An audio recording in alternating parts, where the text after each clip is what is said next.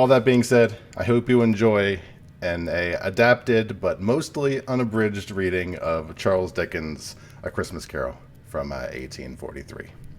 So sit back, make sure you get yourself some hydration, some water, some popcorn, some snacks. Just relax and have some nice Christmas vibes while I get started. So, A Christmas Carol. Stave 1. Marley's Ghost. Marley was dead to begin with. There is no doubt whatever about that. The register of his burial was signed by the clergyman, the clerk, the undertaker, and the chief mourner.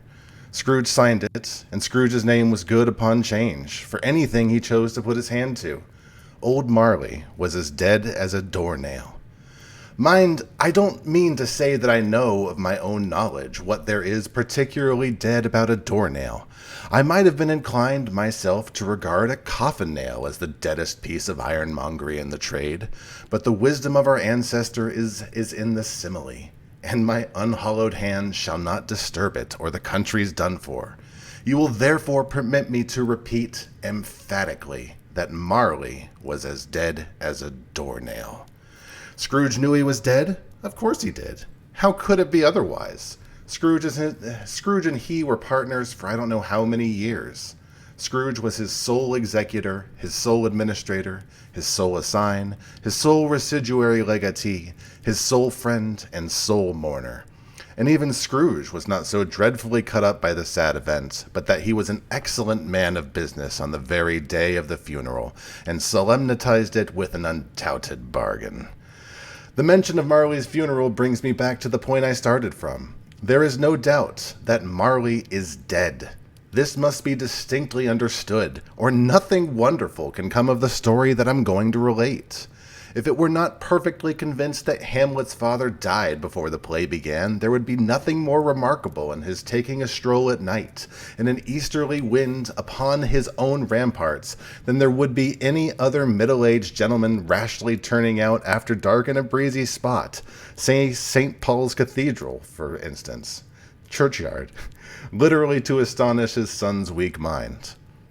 Scrooge never painted out old Marley's name. There it stood, years afterwards, above the warehouse door, Scrooge and Marley. The firm was known as Scrooge and Marley. Some people new to the business called Scrooge, and sometimes Marley, but he answered to both names. It was all the same to him. Oh, but he was a tight-fisted hand at the grindstone, Scrooge.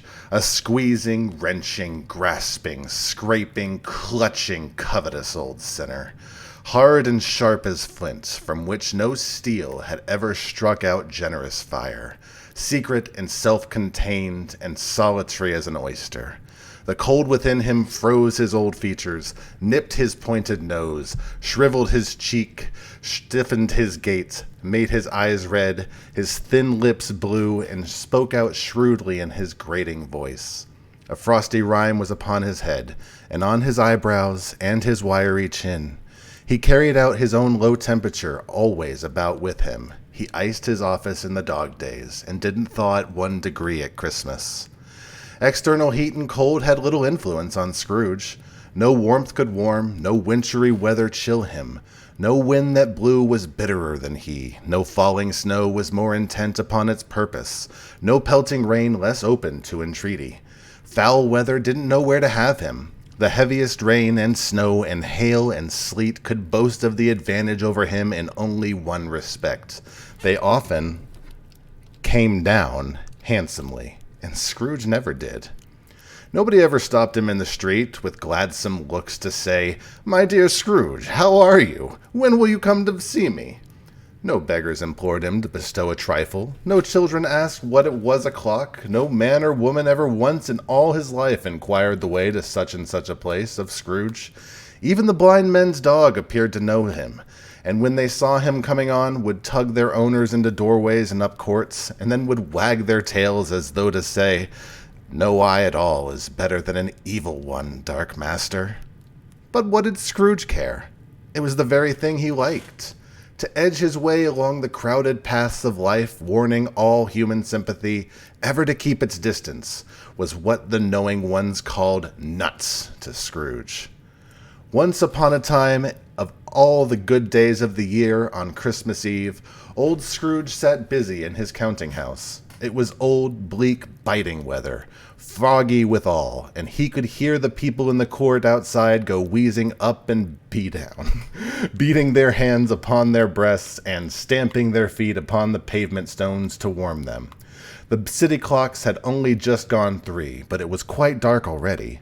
It had not been light all day, and candles were flaring in the windows of the neighboring offices like ruddy smears upon the palpable brown air. The fog came pouring in at every chink and keyhole, and was so dense without that although the court was of the narrowest, the houses opposite were mere phantoms. To see the dingy cloud come drooping down, obscuring everything, one might have thought that nature lived hard by, and was brewing on a large scale. The door of Scrooge's counting house was open, that he might keep his eye upon his clerk, who in a dismal little cell beyond, a sort of tank, was copying letters. Scrooge had a very small fire, but the clerk's fire was so much smaller that it looked like one coal. But he couldn't replenish it, for Scrooge kept the coal box in his own room, and so surely as the clerk came in with the shovel, the master predicted that it would be necessary for them to part. Wherefore the clerk put on his white comforter and tried to warm himself at the candle, and which effort, not being of a man strong of imagination, he failed. "A Merry Christmas, Uncle! God save you!" cried a cheerful voice. It was the voice of Scrooge's nephew, who came upon him so quickly that this was the first intimation he had of his approach. "Bah!" said Scrooge. "Humbug!" He had so heated himself with rapid walking in the fog and frost, this nephew of Scrooge's, that he was all in a glow. His face was ruddy and handsome, his eyes sparkled, and his breath smoked again. "Christmas a humbug, Uncle," said Scrooge's nephew. "You don't mean that, I am sure." "I do," said Scrooge. "Merry Christmas! What right have you to be merry? What reason do you have to be merry? You're poor enough." "Come, then," returned the nephew gaily. "What right do you have to be dismal? What reason do you have to be morose? You're rich enough." Scrooge, having no better answer ready on the spur of the moment, said, "Bah!" again, and followed it up with, "Humbug!" "Don't be cross, Uncle," said the nephew. "What else can I be?" returned the uncle. "When I live in such a world of fools as this. Merry Christmas! Out upon Merry Christmas! What's Christmas time to you but a time for paying bills without money, a time for finding yourself a year older and not an hour richer, a time for balancing your books and having every item in 'em through a round dozen of months presented dead against you? If I could work my will," said Scrooge indignantly, "every idiot who goes about with 'Merry Christmas' on his lips should be boiled in his own pudding and buried with a stake of holly through his heart. He should." "Uncle," pleaded the nephew. "Nephew," returned the uncle sternly, "keep Christmas in your own way, and let me keep it in mine." "Keep it?" repeated Scrooge's nephew. "But you don't keep it." "Let me leave it alone, then," said Scrooge. "Much good may it do you. Much good it has ever done you." "There are many things from which I might have derived good, by which I have not profited, I dare say," returned the nephew. "Christmas among the rest. But I am sure I have always thought of Christmas time when it has come around, apart from the veneration due to its sacred name and origin, if anything belonging to it can be apart from that, as a good time, a kind, forgiving, charitable, pleasant time, the only one I know of in the long calendar of the year when men and women seem by one consent to open their shut-up hearts freely and to think of people below them as if they were fellow passengers to the grave, and not another race of creatures bound on other journeys. And therefore, Uncle, though it has never put a scrap of gold or silver in my pocket, I believe it has done me good, and will do me good, and I say God bless it." The clerk in the tank involuntarily applauded. Becoming immediately sensible of the impropriety, he poked the fire and extinguished the last frail spark forever. "Let me hear another sound from you," said Scrooge, "and you'll keep your Christmas by losing your situation. You're quite a powerful speaker, sir," he added, turning to his nephew. "I wonder you don't go into Parliament." "Don't be angry, Uncle. Come on, dine with us tomorrow." Scrooge said that he would see him. Yes, indeed he did. He went the whole length of the expression, and said that he would see him in that extremity first. "But why?" cried Scrooge's nephew. "Why?" "Why did you get married?" said Scrooge. "Because I fell in love." "Because you fell in love," growled Scrooge, as if that were the only one thing in the world more ridiculous than a Merry Christmas. "Good afternoon." "Nay, Uncle, but you never came to see me before that happened. Why give it as a reason for not coming now?" "Good afternoon," said Scrooge. "I want nothing from you. I ask nothing from you. Why cannot we be friends?" "Good afternoon." "I am sorry with all my heart to find you so resolute. We have never had any quarrel to which I have been a party. But I have made the trial in homage to Christmas, and I'll keep my Christmas humor to the last. So, a Merry Christmas, Uncle." "Good afternoon," Scrooge said. "And a Happy New Year." "Good afternoon," said Scrooge. His nephew left the room without an angry word, notwithstanding. He stopped at the outer door to bestow the greetings of the season on the clerk, who, cold as he was warmer than Scrooge, for he returned them cordially. "There's another fellow," muttered Scrooge, who overheard him. "My clerk, with 15 shillings a week, and a wife and a family, talking about a Merry Christmas. I'll retire to Bedlam." This lunatic, in letting Scrooge's nephew out, had let 2 other people in. They were a portly couple, pleasant to behold, and now stood with their hats off in Scrooge's office. They had books and papers in their hands and bowed to him. "Scrooge and Marley's, I believe," said one of them, referring to their list. "Have I the pleasure of addressing Mr. Scrooge or Mr. Marley?" "Mr. Marley has been dead these 7 years," Scrooge replied. "He died 7 years ago this very night." "We have no doubt his liberality is well represented by his surviving partner," said the gentlewoman, presenting her credentials. It certainly was, for they had been 2 kindred spirits. At the ominous word liberality, Scrooge frowned and shook his head and handed the credentials back.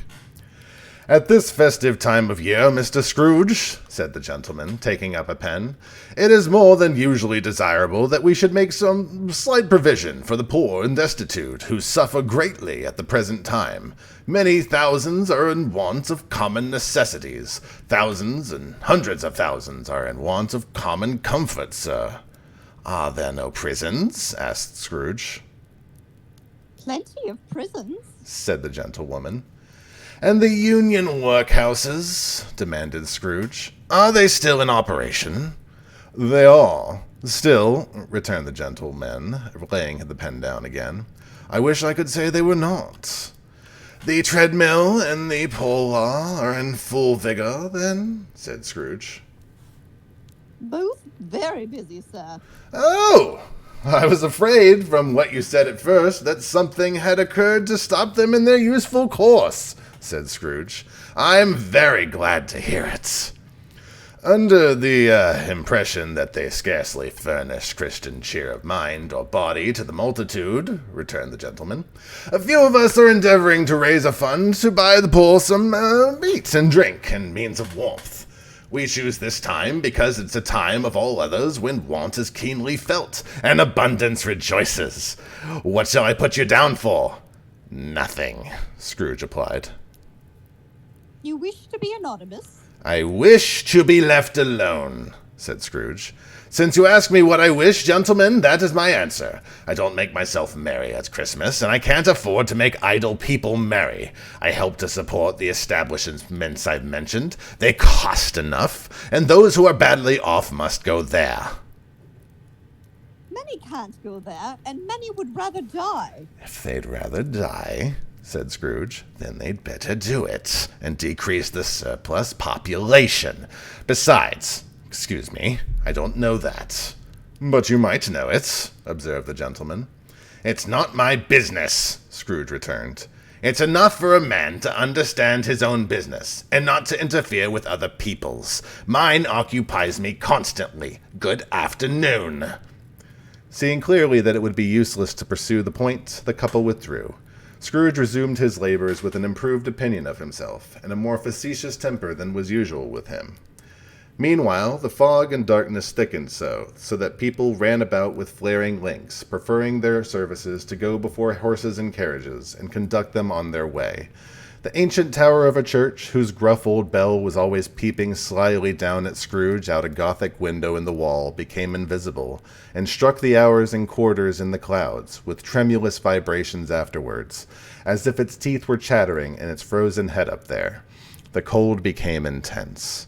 In the main street, at the corner of the court, some laborers were repairing the gas pipes, and had lighted a great fire in the brazier, round which a party of ragged men and boys were gathered, warming their hands and winking their eyes before the blaze in rapture. The water plug being left in solitude, its overflowing sullenly congealed and turned to misanthropic ice. The brightness of the shops where holly sprigs and berries crackled in the lamp heat of the windows made pale faces ruddy as they passed. Poulterers' and grocers' trays became a splendid joke, a glorious pageant, from which it was next to nothing to believe that such dull principles as bargain and sale had anything to do. The Lord Mayor, in the stronghold of the mighty mansion house, gave orders to his 50 cooks and butlers to keep the Christmas as a Lord Mayor's household should, and even the little tailor, whom he had fined 5 shillings on the previous Monday for being drunk and bloodthirsty in the streets, stirred up tomorrow's pudding in his garret, while his lean wife and the baby sallied out to buy the beef. Foggier yet, and colder, piercing, searching, biting cold. If the good Saint Dustin had but nipped the evil spirit's nose with a touch of such weather as that, instead of using his familiar weapons, then indeed he would have roared, to lusty purpose. The owner of such one scant nose, gnawed and mumbled by the hungry cold as bones are gnawed by dogs, stooped down by Scrooge's keyhole to regale him with a Christmas carol. But at the very first sound of God bless ye, merry gentlemen, may nothing you dismay, Scrooge seized the ruler with such energy of action that the singer fled in terror, leaving the keyhole to the fog and even more congenial frost. At length, the hour of shutting up the counting-house arrived. With an ill will, Scrooge dismounted from his stool and tacitly admitted the fact to the expectant clerk in the tank, who instantly snuffed his candle out and put on his hat. "You'll want all day tomorrow, I suppose," said Scrooge. If quite convenient, sir." "It's not convenient," said Scrooge, "and it's not fair. If I was to stop half a crown for it, you'd think yourself ill-used, I'll be bound." The clerk smiled faintly. "And yet," said Scrooge, "you don't think me ill-used, when I pay a day's wages for no work." The clerk observed that it was only once a year. "A poor excuse for picking a man's pocket every 25th of December," said Scrooge, buttoning his greatcoat to the chin. "But I suppose you must have the whole day. Be here all the earlier the next morning." The clerk promised he would, and Scrooge walked out with a growl. The office was closed in a twinkling, and the clerk, with the long ends of his white comforter dangling below his waist, for he boasted no great coat, went down a slide on Cornhill, at the end of a lane of boys, 20 times in honor of it being Christmas Eve, and then ran home to Camden Town as fast as it could pelt, to play at Blind Man's Bluff. Scrooge took his melancholy dinner at his usual melancholy tavern, and having read all the newspapers and beguiled the rest of the evening with his banker's book, went home to bed. He lived in chambers which had once belonged to his deceased partner. They were a gloomy suite of rooms in a lowering pile of building up a yard where it had so little business to be that one could scarcely help fancying it must have run there when it was a young house, playing at hide-and-seek with other houses, and must have forgotten the way out again. It was old enough, and dreary enough, for nobody lived in it but Scrooge, the other rooms all being let out as offices. The yard was so dark that even Scrooge, who knew its every stone, was fain to grope with his hands. The fog and frost so hung about the black old gateway of the house that it seemed as if the genius of the weather sat in mournful meditation of the threshold. Now, it is a fact that there was nothing at all particular about the knocker on the door, except that it was very large. It's also a fact that Scrooge had seen it night and morning during his whole residence in that place. Also that Scrooge had as little of what is called fancy about him as any man in the city of London, even including, which is a bold word, the corporation, aldermen, and livery. Let it also be borne in mind that Scrooge had not bestowed one thought on Marley since its last mention of his 7 years dead partner that afternoon. And then let any man explain to me, if he can, how it happened that Scrooge, having his key in the lock of the door, saw in the knocker, without undergoing any intermediate process of change, not a knocker, but Marley's face. Marley's face. It was not in impenetrable shadows, as the other objects in the yard were, but had a dismal light about it, like a bad lobster in a dark cellar. It was not angry or ferocious, but looked at Scrooge as Marley used to look, with ghostly spectacles turned upon its ghostly forehead. The hair was curiously stirred, as if by breath or hot air, and though the eyes were wide open, they were perfectly motionless. That and its livid color made it horrible, but its horrors seemed to be, in spite of the face and beyond its control, rather than a part of its own expression. As Scrooge looked fixedly at this phenomenon, it was a knocker again. To say that he was not startled, or that his blood was not conscious of a terrible sensation to which it had been a stranger from infancy, would be untrue. But he took his hand upon the key he'd relinquished, turned it sturdily, walked in, and lighted his candle. He did pause with a moment's irresolution before he shut the door, and he did look cautiously behind it at first, as if he half expected to be terrified with the sight of Marley's pigtail sticking out into the hall. But there was nothing on the back of the door except the screws and nuts that held the knocker on, so he went pooh, pooh, and closed it with a bang. The sound resounded through the house like thunder. Every room above and every cask in the wine merchant's cellars below appeared to have separate peal of echoes of its own. Scrooge was not a man to be frightened by echoes. He fastened the door and walked into the hall and up the stairs, slowly too, trimming his candle as he went. You might talk vaguely about driving a coach and six up a good old flight of stairs, or through a bad young Act of Parliament, but I mean to say that you might have got a hearse up that staircase and taken it broadwise, with the splinter bar towards the wall and the door towards the balustrades, and done it easy. There was plenty of room for that, and room to spare, which is probably the reason why Scrooge thought he saw a locomotive horse going on before him in the gloom.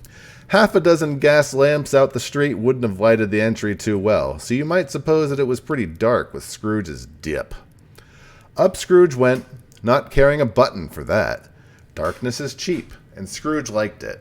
But before he shut up his heavy door, he walked up through the rooms to see that all was right. He had just enough recollection of the face to desire to do that. Sitting room, bedroom, lumber room, all as they should be. Nobody under the table. Nobody under the sofa, a small fire in the grate, spoon and basin ready, and the little saucepan of gruel — Scrooge had a cold in his head — upon the hob. Nobody under the bed, nobody — did we just say that? Nobody in the closet, nobody in his dressing room, which was hanging up in a suspicious attitude against the wall.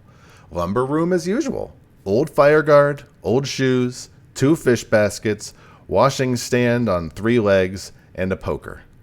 Quite satisfied, he closed the door and locked himself in. Locked himself in, which is not his custom. Thus secured against surprise, he took off his cravat, put on his dressing gown and slippers, and his nightcap, and sat down before the fire to take his gruel.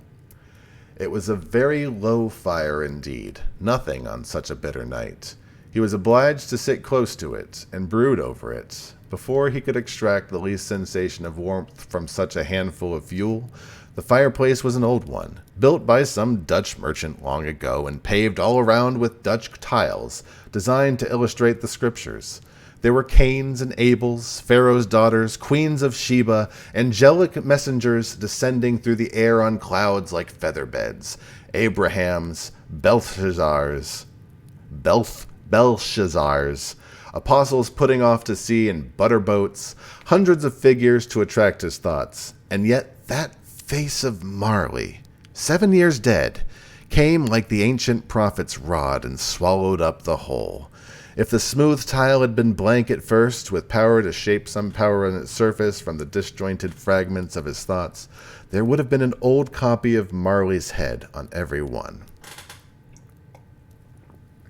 "Humbug," said Scrooge, and walked across the room. After several turns, he sat down again. As he threw his head back in the chair, his glance happened to rest upon a bell, a disused bell that hung in the room, and communicated for some purpose now forgotten with a chamber in the highest story of the building.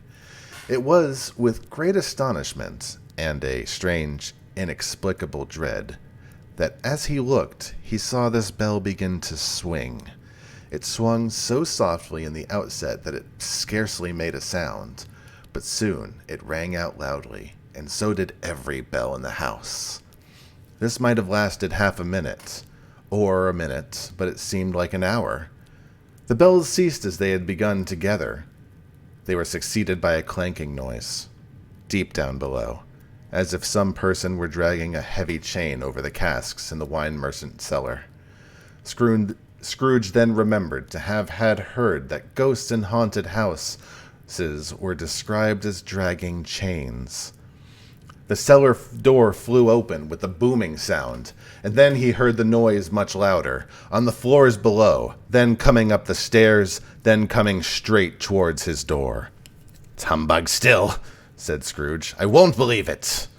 His color changed, though, when, without a pause, it came on through the heavy door, and passed into the room before his eyes.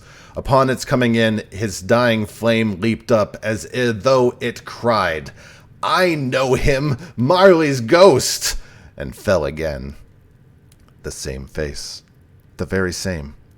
Marley in his pigtail, usual waistcoat, tights, and boots, the tassels on the latter bristling like his pigtail and his coat skirts, and the hair upon his head. The chain he drew was clasped upon his middle. It was long, and wound about him like a tail, and was made, for Scrooge observed it closely, of cash boxes, keys, padlocks, ledgers, deeds, and heavy purses wrought in steel. His body was transparent, so that Scrooge, observing him, and looking through his waistcoat, could see the 2 buttons on his coat behind. Scrooge has often said that Marley had no bowels, but he never believed it until now. No, nor did he believe it even now. Though he looked at the phantom through and through and saw it standing before him, though he felt the chilling influence of his dead, cold eyes and marked the very texture of the folded kerchief bound about his head and chin, which wrapper he had not observed before now, he was still incredulous and fought against his senses. "How now?" said Scrooge, caustic and cold as ever. "What do you want with me?" "Much," Marley's voice, no doubt about it. "Who are you?" "Ask me who I was." "Who were you, then?" said Scrooge, raising his voice. "You're particular, for a shade." He was going to say "to a shade," but substituted this as more appropriate. "In life, I was your partner, Jacob Marley." Can you sit down?" asked Scrooge, looking doubtfully at him. "I can. Do it, then. Scrooge asked the question because he didn't know whether a ghost so transparent might find himself in a condition to take a chair, and felt that in the event of it being impossible, it might involve the necessity of an embarrassing explanation.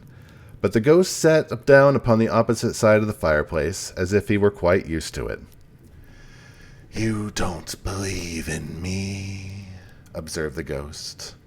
"I don't," said Scrooge. "What evidence would you have of my reality beyond that of your senses?" "I don't know," said Scrooge. "Why do you doubt your senses?" "Because," said Scrooge, "a little thing affects them. A slight disorder of the stomach makes them cheat. You might be an undigested bit of beef, a blot of mustard, a crumb of cheese, a fragment of an underdone potato. There's more of gravy than there is of grave about you, whatever you are." Scrooge was not in the habit of cracking jokes, nor did he feel in his heart that by any means waggish then. The truth is that he tried to be smart, as a means of distracting his own attention and keeping down his terror, for the specter's voice disturbed the very marrow in his bones. To sit, staring at those fixed, glazed eyes in silence for a moment would play. Scrooge felt the very deuce with him. There was something very awful about him. Something awful indeed, in the specter's being provided with an infernal atmosphere of its own. Scrooge couldn't feel it himself, but this was clearly the case, for though the ghost sat perfectly motionless, its hair and skirts and tassels were still agitated, as by the hot vapor from an oven. "You see this toothpick?" said Scrooge, returning quickly to the charge for the reason just assigned, and wishing, though it were only for a second, to divert the vision's stony gaze from himself. "I do," replied the ghost. "You're not looking at it," said Scrooge. "But I see it," said the ghost, "notwithstanding." "Well," returned the Scrooge, "I have but to swallow this, and be for the rest of my days persecuted by a legion of goblins, all by my own creation. Humbug, I tell you, humbug!" At this, the spirit raised a frightful cry, and shook its chain with such a dismal and appalling noise that Scrooge held on tight to his chair, to save himself from falling into a swoon. But how much greater was his horror, when the phantom, taking off the bandage from round its head, as if it were too warm to wear indoors, its lower jaw dropped down upon its breast. Scrooge fell upon his knees, and clasped his hands before his face. "Mercy!" he said. "Dreadful apparition, why do you trouble me?" "Man of the worldly mind," replied the ghost, "do you believe in me or not?" "I do," said Scrooge. "I must. But why do spirits walk the earth, and why do they come to me?" "It is required of every man," the ghost returned, "that the spirit within him should walk abroad among his fellow man, and travel far and wide, and if that spirit goes not forth in life, it is condemned to do so after death. It is doomed to wander through the world. Oh, woe is me! And witness what it cannot share, but might have shared on earth and turned to happiness." Again the spectre raised a dreadful cry, and shook its chain, and wrung its shadowy hands. "You are fettered," said Scrooge, trembling. "Tell me why." "I wear the chain I forged in life," replied the ghost. "I made it link by link and yard by yard. I girded it on my own free will, and of my own free will I wore it. Is its pattern strange to you?" Scrooge trembled more and more. "Or you would know," pursued the ghost, "the weight and length of the strong coil you bear yourself. It was full as heavy and long as this 7 Christmases Eves ago. You have labored on it since. Oh, it is a ponderous chain indeed." Scrooge glanced about him on the floor, in the expectation of finding himself surrounded by some 50 or 60 fathoms of iron cable, but he could see nothing. "Jacob," he said imploringly. "Old Jacob Marley, tell me, please. Speak comfort to me, Jacob." "I have none to give," the ghost replied. "It comes from other reasons, Ebenezer Scrooge, and is conveyed by other ministers to other kinds of men. Nor can I tell you what I would. A very little more is all permitted to me. I cannot rest. I cannot stay. I cannot linger anywhere. My spirit never walked beyond our counting house. Mark me, in life my spirit never roved beyond the narrow limits of our money-changing holes, and weary journeys lie before me." It was a habit with Scrooge, whenever he became thoughtful, to put his hands in his breeches pockets. Pondering on what the ghost had said, he did so now, but without lifting up his eyes or getting off his knees. "You must have been very slow about it, Jacob," Scrooge observed in a businesslike manner, though with humility and deference. "Slow." 7 years, the ghost repeated. "7 years dead," mused Scrooge, "and traveling all the time." "The whole time," said the ghost. "No peace, no rest, incessant tortures of remorse." You travel fast?" said Scrooge. "On the wings of the wind," replied the ghost. "You might have got a great quantity of ground in 7 years," said Scrooge. The ghost, on hearing this, set up another cry, and clanked its chain so hideously in the dead silence of the night that the ward might have been justified in indicating it for a nuisance.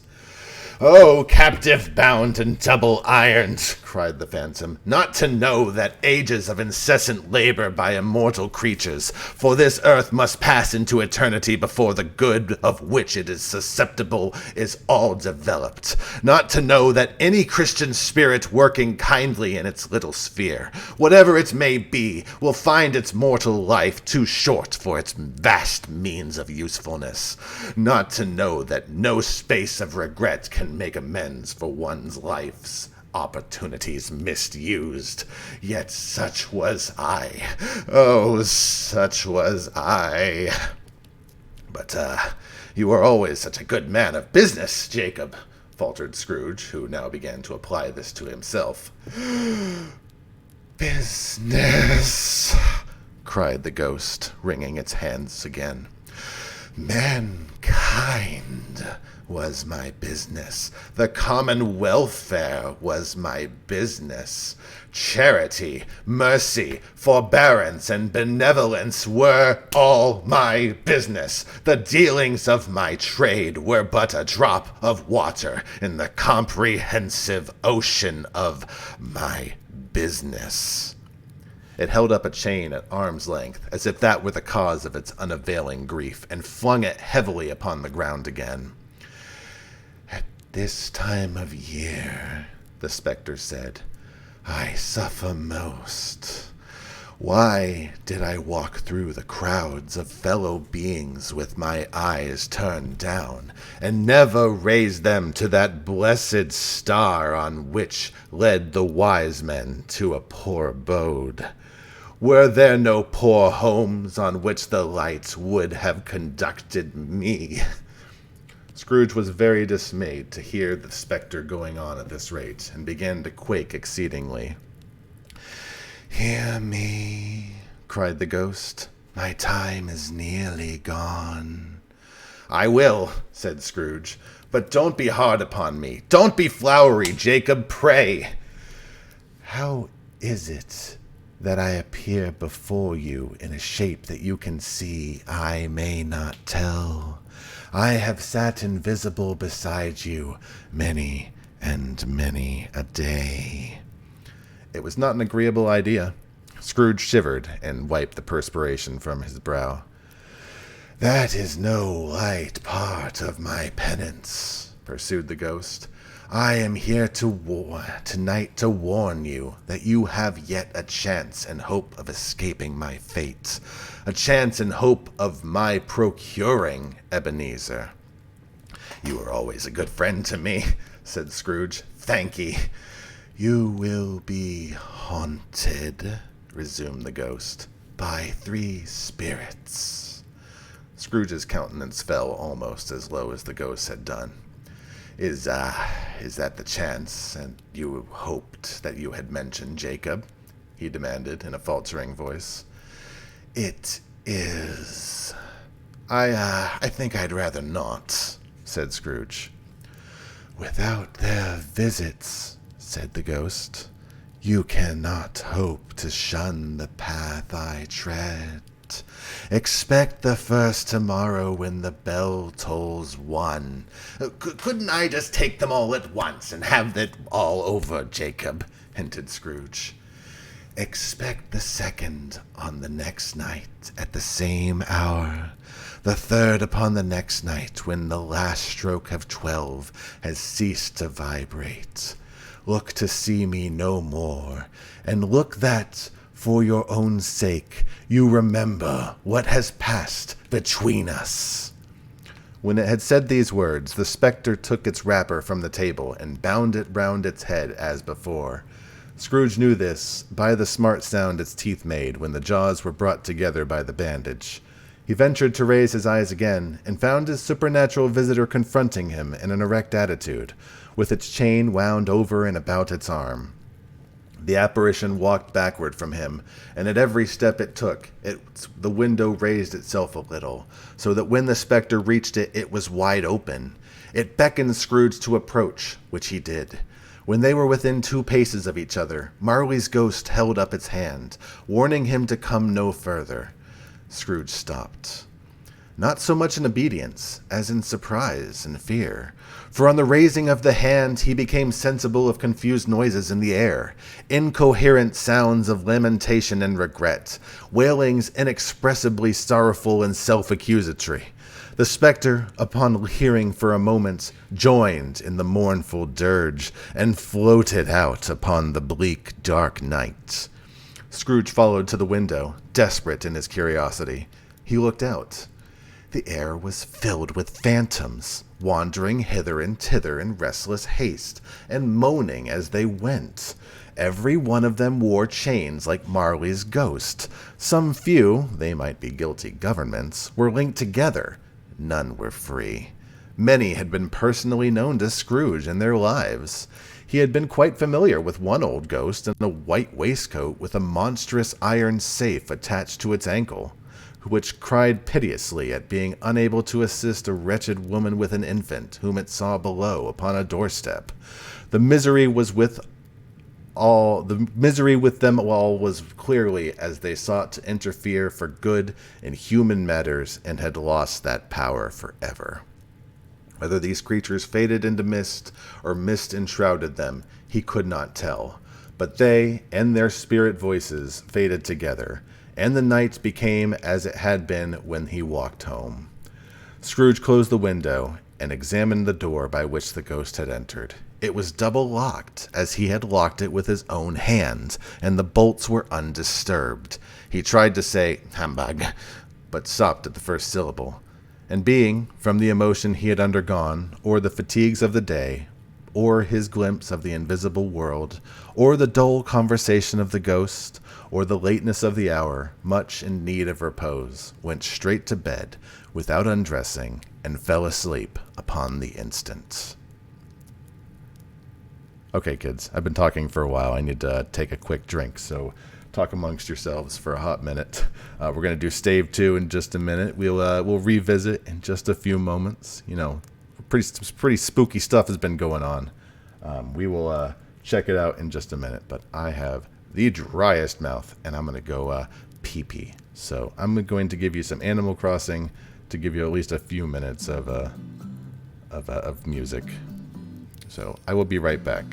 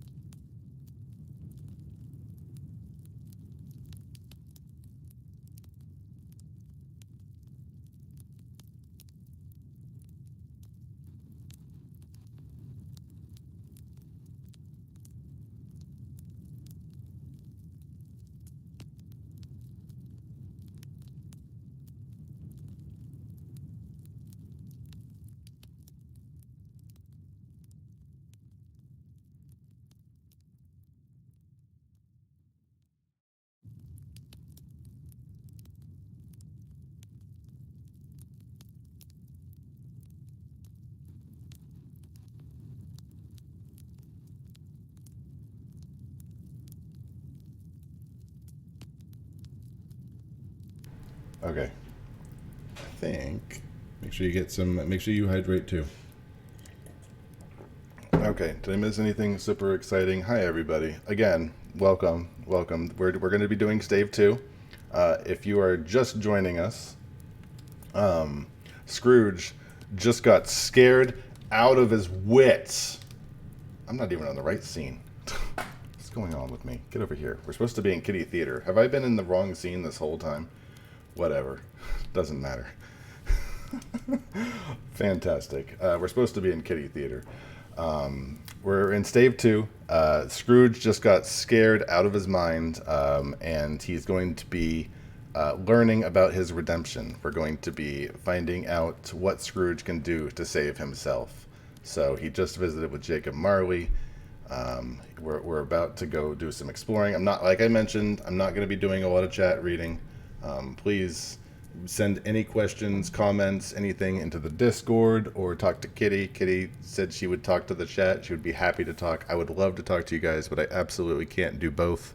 And this is the air quotes, official-esque reading. So I want this to be a proper reading. I don't want it to be like us talking about butts and farts the entire time. We're supposed to be properly doing Christmas. I want to take a big swig of coffee for a minute. 1 second.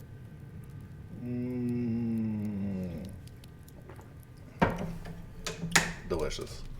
Let me make sure everything's ready to go, and I think good. Let me know if anything's wrong with audio, but otherwise we're about ready to go. I see. Okay, thank you. I'll take that as an everything's going well. All right, friends, I'm back into it. If you have any, like I said, comments, let me know. Audio's been great so far. Hi, Brainbuster. Hi, Feelanoid. Hi, Sprawl. Hi, Gorp. Hi, anybody else who's been chatting. We're back into it. Staves, get ready for some frickin' ghosts. It's not going to work. It's not going to work. You're just going to waste all your points. Stave 2. The first of the three spirits. When Scrooge awoke, it was so dark that looking out of the bed, it was scarcely distinguish the transparent window from the opaque walls of his chamber. He was endeavoring to pierce the darkness with his ferret eyes when the chimes of the neighboring church struck the 4 quarters. So he listened for the hour. To his great astonishment, the heavy bell went from 6 to 7, and from 7 to 8, and regularly up to 12, and then stopped. 12! It was past 2 when he went to bed. The clock was wrong. An icicle must have gotten to its works. 12! He touched the spring of his repeater to correct this most preposterous clock. Its rapid little pulse beat 12 and stopped. Why, it isn't possible, said Scrooge. I've slept through a whole day and far into another night. It isn't possible that anything that has happened to the sun, and this is 12 at noon. The idea being an alarming one, he scrambled out of bed and groped his way to the window. He was obliged to rub the frost with the sleeve of his dressing gown before he could see anything, and could see very little then. All he could make out was that it was still very foggy and extremely cold, and that there was no noise of people running to and fro and making a great stir, as there would unquestionably have been had night been beaten off bright day and taken possession of the world. This was a great relief, because 3 days after sight of this first of exchange paid to Mr. Ebenezer Scrooge or his order, and so forth, would have become a mere United States security, as if there were no days to count by. Scrooge went to bed again, and thought, and thought, and thought it over, and over, and over, and could make nothing of it. The more he thought, the more perplexed he was, and the more he endeavored not to think, the more he thought. Marley's ghost bothered him exceedingly. Every time he resolved within himself, after mature inquiry, that it was all a dream, his mind flew back again like a strong spring released to its first position, and presented the same problem to be worked all through. Was it a dream or not? Scrooge lay in this state until the chimes had gone 3 quarters more, when he remembered on a sudden that the ghost had warned him of a visitation when the bell tolled 1. He resolved to lie awake until the hour was past, and considering that he could no more go to sleep than go to heaven, this was perhaps the wisest resolution in his power.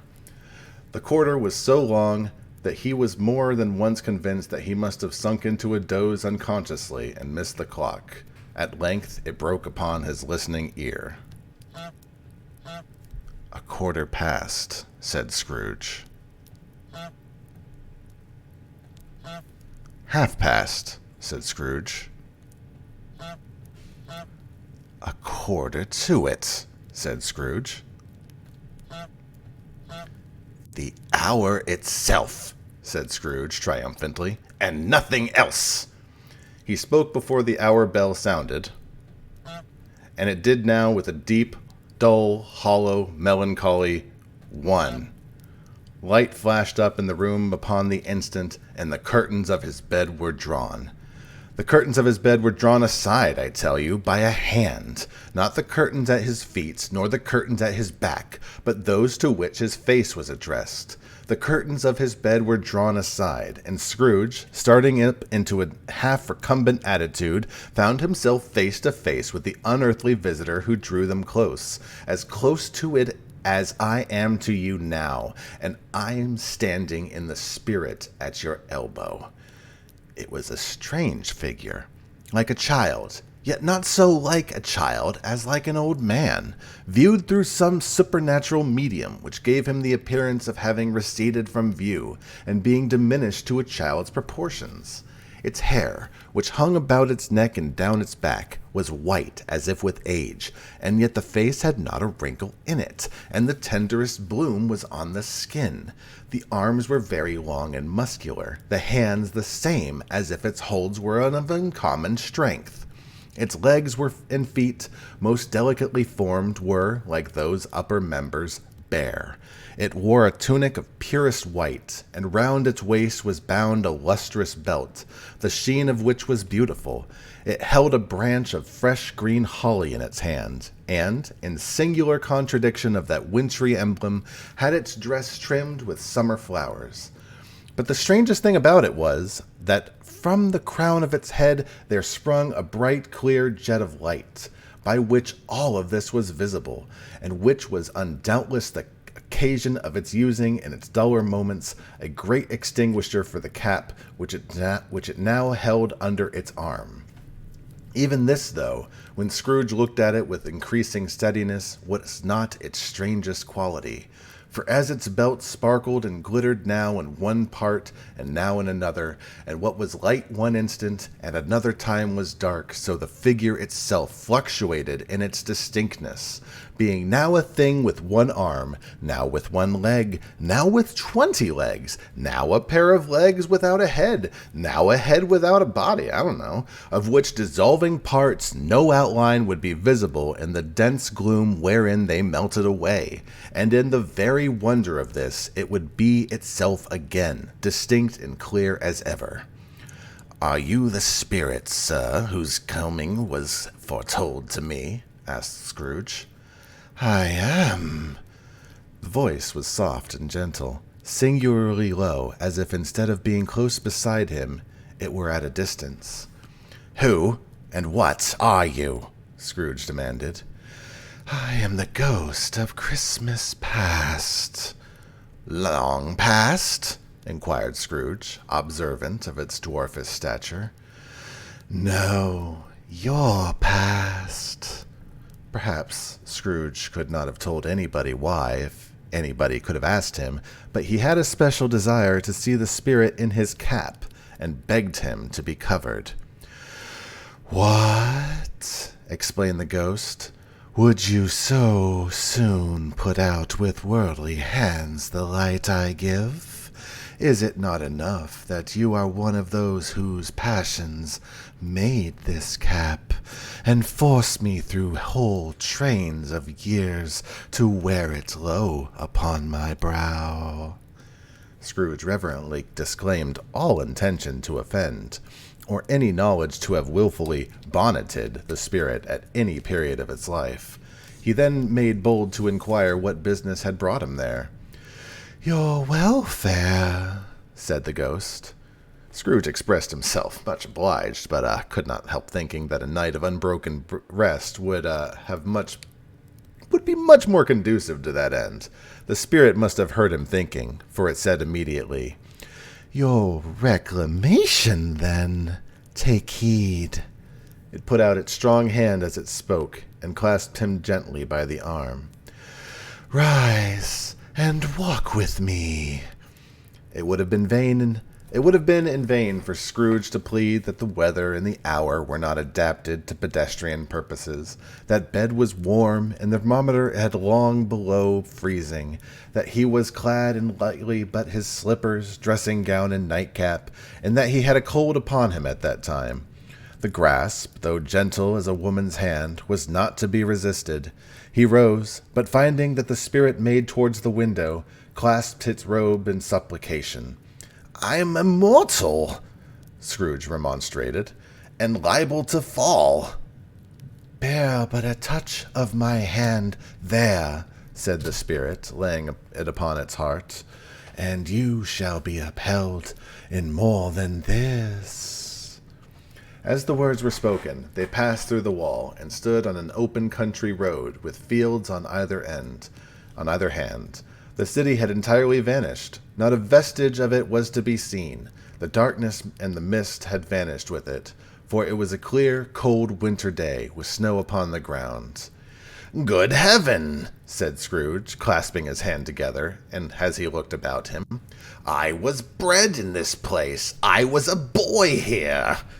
The spirits gazed upon him mildly.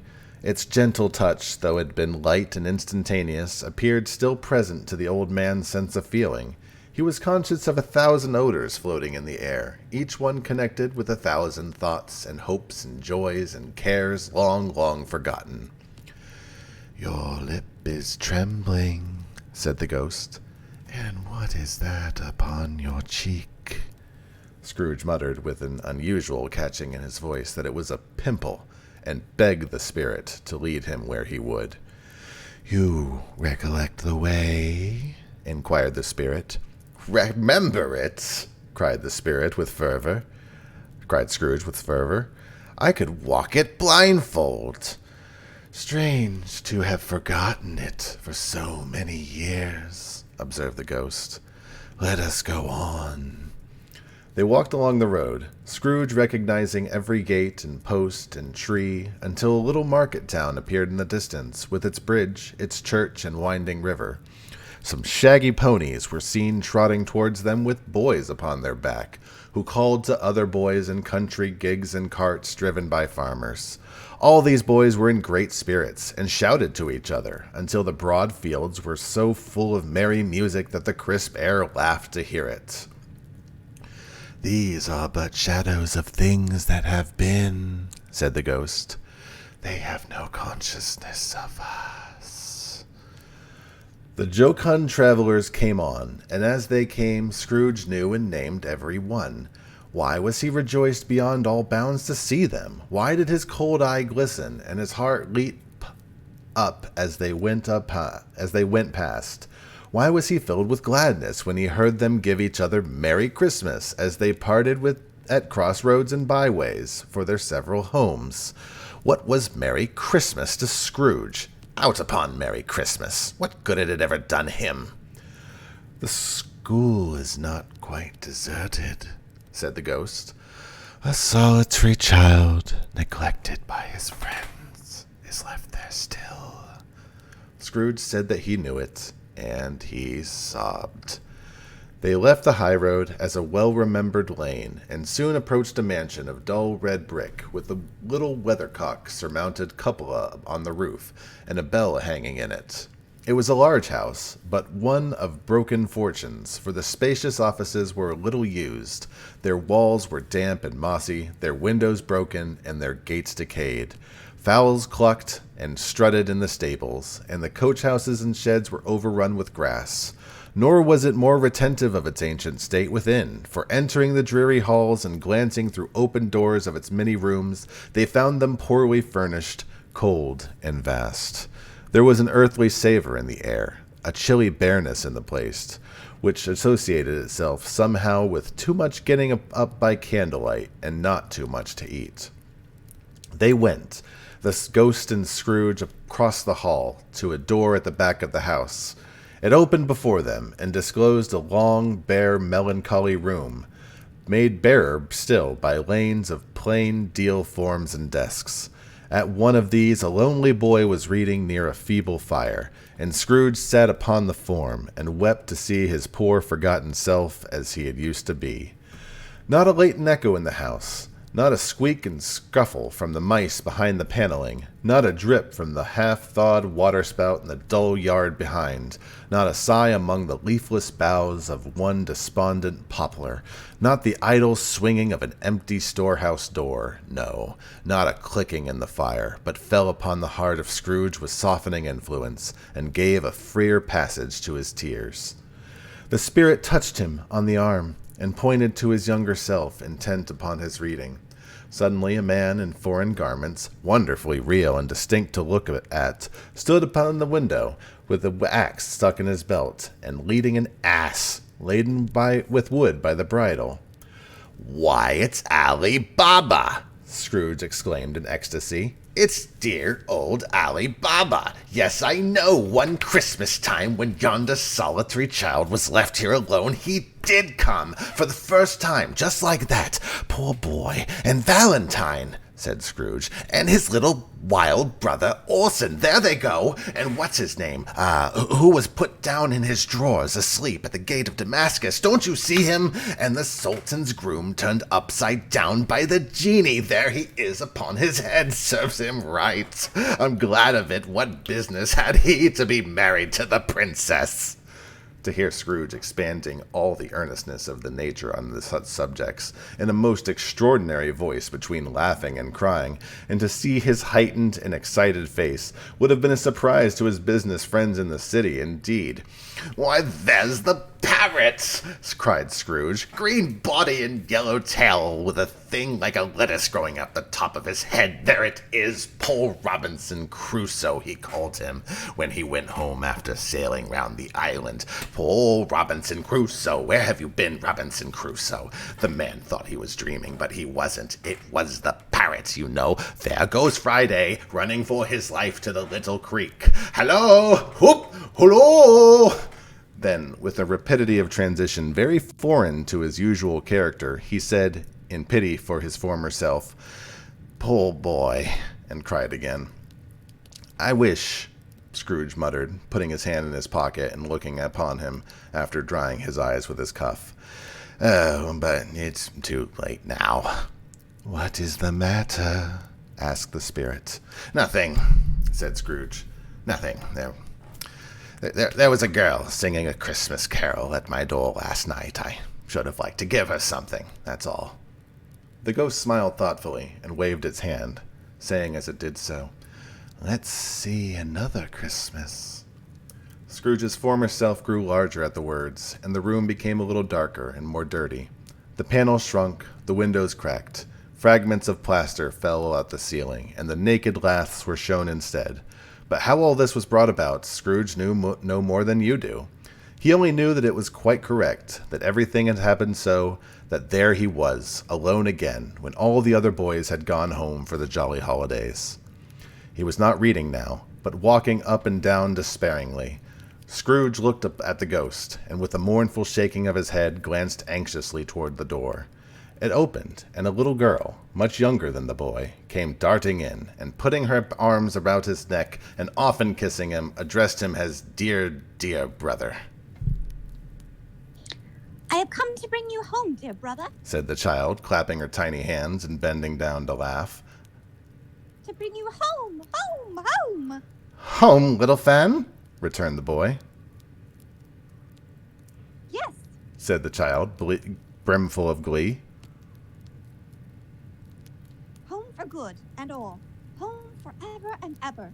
Father's so much kinder than he used to be, that home's like heaven. He spoke so gently to me one dear night, when I was going to bed, that I was not afraid to ask him once more if you might come home. And he said, yes, you should, and sent me in a coach to bring you. And you are to be a man," said the child, opening her eyes.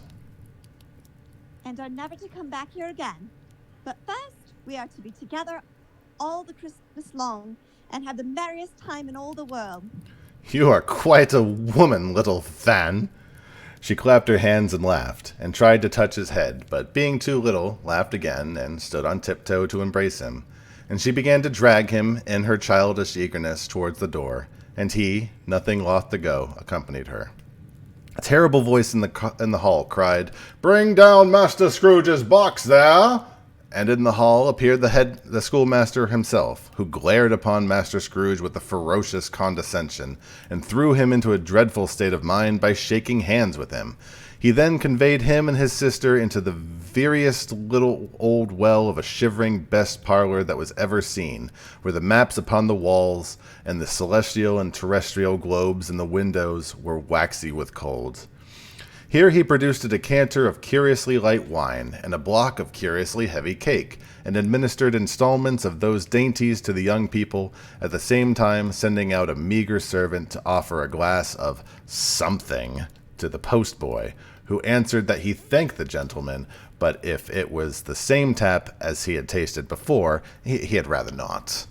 Master Scrooge's trunk being by this time tied to the top of the chaise, the children bade the schoolmaster goodbye right willingly, and getting into it, drove gaily down the garden sweep, the quick wheels dashing the hoarfrost and snow from off the dark leaves of the evergreens like spray.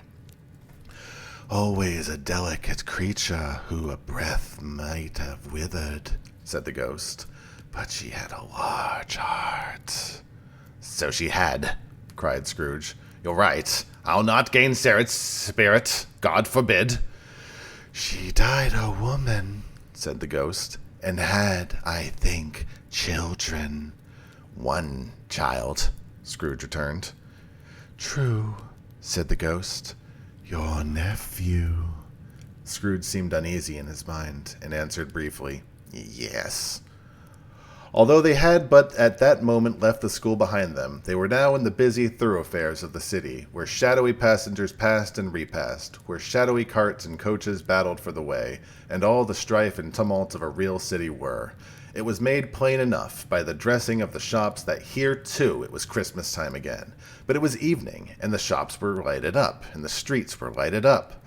The ghost stopped at a certain warehouse door, and asked Scrooge if he knew it. "Know it?" said Scrooge. "Was I apprenticed here?" They went in. At sight of an old gentleman in a Welsh wig standing behind such a high desk that if he had been 2 inches taller, he must have knocked his head against the ceiling, Scrooge cried out in excitement, "Why, it's old Fezziwig! Bless his heart, it's Fezziwig, alive again!" Old Fezziwig laid down his pen and looked up at the clock, which pointed to the hour of 7. He rubbed his hands, adjusted his capacious waistcoat, laughed all over himself from his shoes to the organ of his benevolence, and called out in a comfortable, oily, rich, fat, jovial voice, "Yo-ho, yo-ho there, Ebenezer Dick!" Scrooge's former self, now grown a young man, came briskly in, accompanied by his former prentice. "Dick Wilkins, to be sure," said Scrooge to the ghost.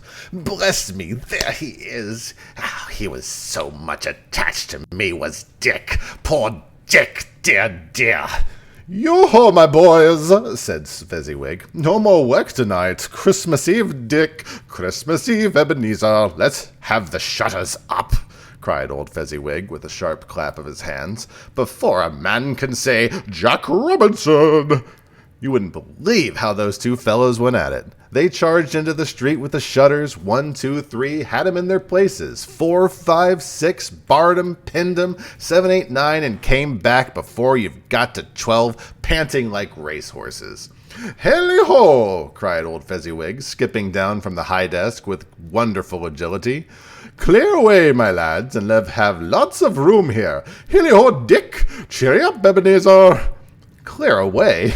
There was nothing they wouldn't have cleared away, or couldn't have cleared away with old Fezziwig looking on. It was done in a moment. Every movable was packed off, as if dismissed from public life for evermore. The floor was swept and watered, the lamps were trimmed, fuel was heaped upon the fire, and the warehouse was as snug and warm and dry and bright a ballroom as you'd desire to see in a winter's night. In came a fiddler with a music book, and went up to a lofty desk and made an orchestra of it, and tuned like 50 stomach aches. In came Mrs. Fezziwig, one vast substantial smile. In came the 3 Miss Fezziwigs, beaming and lovable. In came the 6 young followers whose hearts they broke. In came all the young men and women employed in the business. In came the housemaid with her cousin, the baker. In came the cook with her friend's particular friend, the milkman. In came the boy from over the way who was suspected of not having board enough from his master, trying to hide himself behind the girl from next door, but one, who was proved to have had her ears pulled by her mistress. In they all came, one after another, some shyly, some boldly, some gracefully, some awkwardly, some pushing, some pulling. In they all came, anyhow and every way. Away they all went, 20 couple at once, hands half round and back again the other way, down the middle and up again, round in various stages of affectionate groping, old top couple always turning up around the wrong place, new top couple starting off again as soon as they got there, all top couples at last, and not a bottom one to help them. When this result was brought about, old Fezziwig, clapping his hands to stop the dance, cried out, "Well done!" And the fiddler plunged his hot face into a pot of porter, especially provided for that purpose. But scorning rest upon his reappearance, he instantly began again, though there were no dancers yet, as if the other fiddler had been carried home, exhausted, on a shutter, and he were a brand new man, resolved to beat him out of sight or perish. There were more dances, and there were more forfeits, and more dances, and there was cake, and there was negus, and there was a cold piece of cold roast, and there was a great piece of cold boiled, and there were mince pies, and plenty of beer. But the great effect of the evening came after the roast and boiled, when the fiddler, an artful dog, mind, sort of man who knows his business better than you and I could have told it up, struck up Sir Roger de Coverley. Then old Fezziwig stood out to dance with Mrs. Fezziwig. Top couple, too, with a good stiff piece of work cut out for them. 3 or 4 and 20 pairs of partners, people who were not to be trifled with, people who would dance and had no notion of walking. But if they had been twice as many, 4 times, old Fezziwig would have been a match for them, and so would Miss Fezziwig. As to her, she was worthy to be his partner in every sense of the term. If that's not high praise, tell me higher and I'll use it. A positive light appeared to issue from Fezziwig's calves. They shone in every part of the dance like moons. You couldn't have predicted it. At any given time, what would become of them next? And when old Fezziwig and Mrs. Fezziwig had gone all through the dance, advance and retire, hold hands with your partner, bow and curtsy, corkscrew, thread the needle and back again to your place. Fezziwig cut so deftly that he appeared to wink with his legs, and came upon his feet again without a stagger. When the clock struck 11, this domestic ball broke up. Mr. and Mrs. Fezziwig took their stations, one on either side the door, and shaking hands with every person individually as he or she went out, wished him or her a Merry Christmas. When everybody had retired but the 2 prentices, they did the same to them, and thus the cheerful voices died away, and the lads were left to their beds, which were under a counter in the back shop. During the whole of this time, Scrooge had acted like a man out of his wits. His heart and soul were in the scene, and with his former self. He corroborated everything, remembered everything, enjoyed everything, and underwent the strangest agitation. It was not until now, when the bright faces of when his former self and Dick were turned from them, that he remembered the ghost, and became conscious that it was looking full upon him, while the light upon its head burned very clear. "A small matter," said the ghost, "to make these silly folks so full of gratitude." "Small?" echoed Scrooge. The spirit signed to him to listen to the 2 prentices, who were pouring out their hearts in praise of Fezziwig, and when he had done so, said, "Why, is it not? He has spent but a few pounds of your mortal money, 3 or 4, perhaps. Is that so much that he deserves such praise?" "It isn't that," said Scrooge, heated by the remark, and speaking unconsciously like his former, not his latter self. "It isn't that, Spirit. He has the power to render us happy or unhappy, to make our service light or burdensome, a pleasure or a toil. Say that his power lies in words and looks, in things so slight and insignificant that it is impossible to add and count them up. What then? The happiness he gives, it's quite as great as if it cost a fortune." He felt the Spirit's glance and stopped. "What is the matter?" asked the ghost. "Nothing particular," said Scrooge. "Something, I think," the ghost insisted.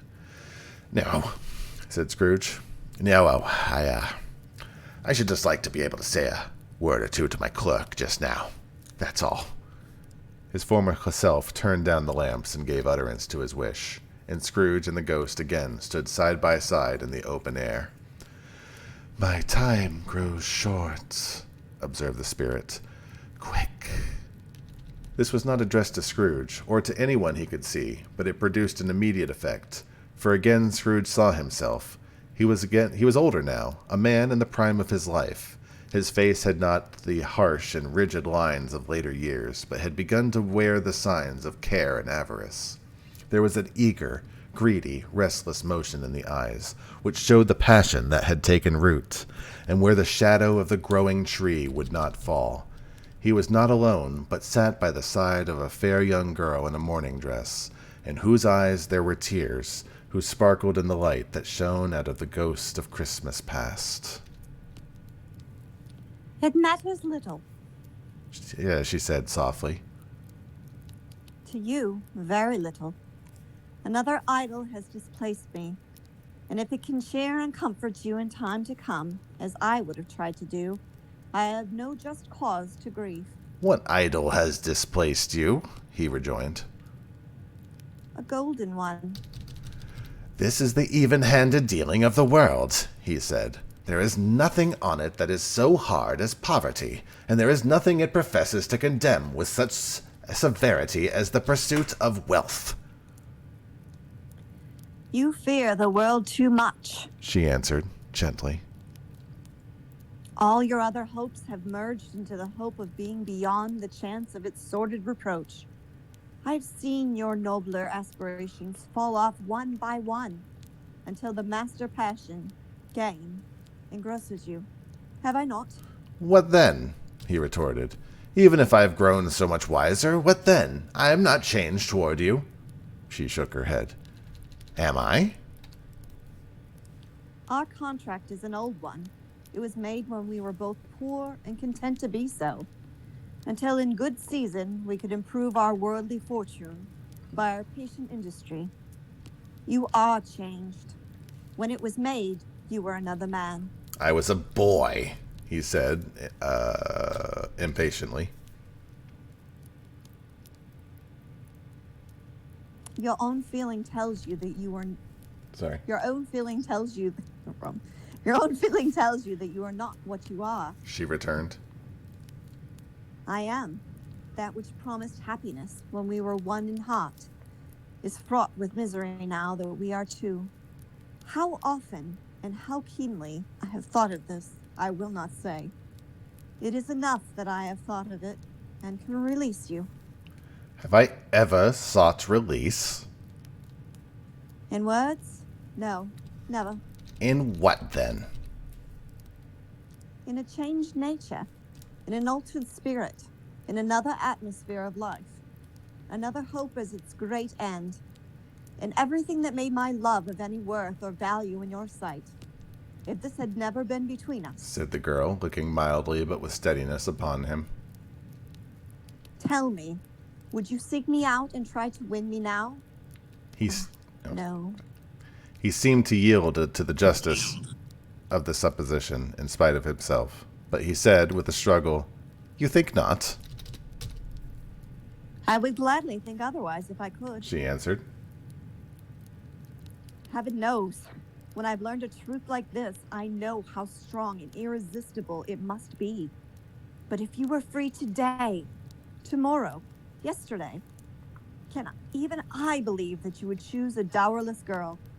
You, who, in your very confidence with her, weigh everything by gain, or choosing her, if it for a moment you were false enough to your one guiding principle to do so, do I not know that your repentance and regret would surely follow? I do, and I release you, with a full heart, for the love of him you once were. He was about to speak, but with her head turned from him, she resumed. You may, the memory of what is past half makes me hope you will, have pain in this. A very, very brief time, and you will dismiss the recollection of it, gladly as an unprofitable dream from which it happened, well that you awoke. May you be happy in the life you have chosen. She left him, and they parted. Spirits, said Scrooge, show me no more. Conduct me home. Why do you delight in torturing me? One shadow more, exclaimed the ghost. No more, cried Scrooge. No more. I don't wish to see it. Show me no more. But the relentless ghost pinioned him in both his arms, and forced him to observe what happened next. They were in another scene and place, a room, not very large or handsome, but full of comfort. Near to the winter fire sat a beautiful young girl, so like the last that Scrooge believed it was the same until he saw her. Now, a comely matron, sitting opposite her daughter. The noise in this room was perfectly tumultuous, for there were more children there than Scrooge in his agitated state of mind could count. And unlike the celebrated herd in the poem, there were not 40 children conducting themselves like one, but every child was conducting itself like 40. The consequences were uproarious beyond belief, but no one seemed to care. On the contrary, the mother and daughter laughed heartily and enjoyed it very much, and the latter, soon beginning to mingle in the sports, got pillaged by the young brigands most ruthlessly. What would I not have given to be one of them? Though I never could have been so rude, no, I wouldn't for all the wealth of the world have crushed that braided hair and torn it down, and for the precious little shoe I wouldn't have plucked it off, God bless my soul, to save my life. As to measuring her waist in sport as they did, bold young brood, I couldn't have done it. I should have expected my arm to grow round it for a punishment, and never come straight again. And yet I should have dearly liked, I own, to have touched her lips, to have questioned her, that she might have opened them, to have looked upon the lashes of her downcast eyes and never raised a blush, to have let loose waves of hair, an inch of which could have been a keepsake beyond price. In short, I should have liked, I do confess, to have had the lightest license of a child, and yet been man enough to know its value. But now a knocking at the door was heard, and such a rush immediately ensued that she, with laughing face and plundered dress, was borne towards it, the center of a flushed and boisterous group, just in time to greet the father, who, come home attended by a man laden with Christmas toys and presents. Then the shouting and the struggling and the onslaught that was made on the defenseless porter, the scaling him with chairs for ladders, to dive into his pockets, to spoil him of brown paper parcels, hold on tight by his cravat, hug him round the neck, pommel his back, and kick his legs in irrepressible affection. The shouts of wonder and delight from which the development of every package was received, the terrible announcement that the baby had been taken in the act of putting a doll's frying pan into his mouth, and was more than suspected of having swallowed a fictitious turkey glued on a wooden platter. The immense relief of finding this a false alarm, the joy and gratitude and ecstasy, they were all indescribable alike. It is enough that by degrees the children and their emotions got out of the parlor, and by one stair at a time up the top of the house, where they went to bed and so subsided. And now Scrooge looked on more attentively than ever, when the master of the house, having his daughter leaning fondly upon him, sat down with her and her mother at his own fireside, and when he thought that such another creature, quite as graceful and as such full of promise, might have called him father, and been a springtime in the haggard winter of his life, his sight grew very dim indeed. "Belle," said the husband, turning his wife with a smile, "I saw an old friend of yours this afternoon." Who was it? Guess. How can I? Don't I know? she added in the same breath, laughing as he laughed. Mr. Scrooge. Mr. Scrooge it is. I passed him in the office window, and as it was not shut up and he had a candle inside, I could scarcely help seeing him. His partner lies on the point of death, I hear, and there he sat alone, quite alone in the world, I do believe. Spirit, said Scrooge in a broken voice, remove me from this place. I told you that these were the shadows of the things that had been, said the ghost, that they are what they are.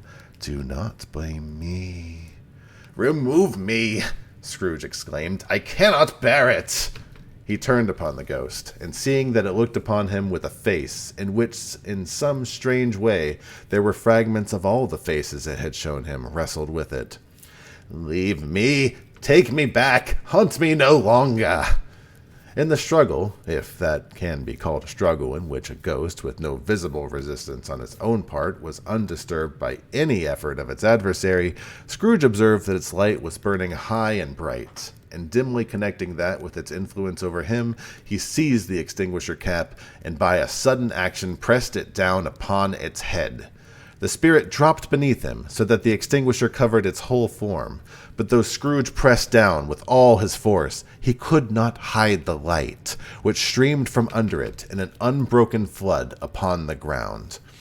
He was conscious of being exhausted, and overcome by an irresistible drowsiness, and further of being in his own bedroom. He gave the cap a parting squeeze, in which his hand relaxed, and he had barely time to reel to bed before he sank into a heavy sleep. 1 second, I'm going to take a big fat drink of water real quick. Make sure you all stretch. We're approaching stave 3. Give a big round of hand for Kitipuri right here. Just put those hands together. Oh, such a wonderful.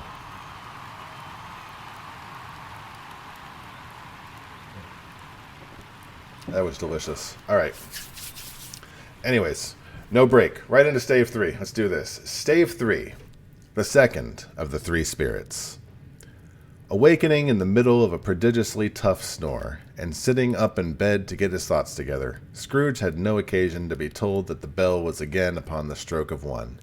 He felt that he was restored to consciousness in the right nick of time, for the especial purpose of holding a conference with the second messenger dispatched to him through Jacob Marley's intervention.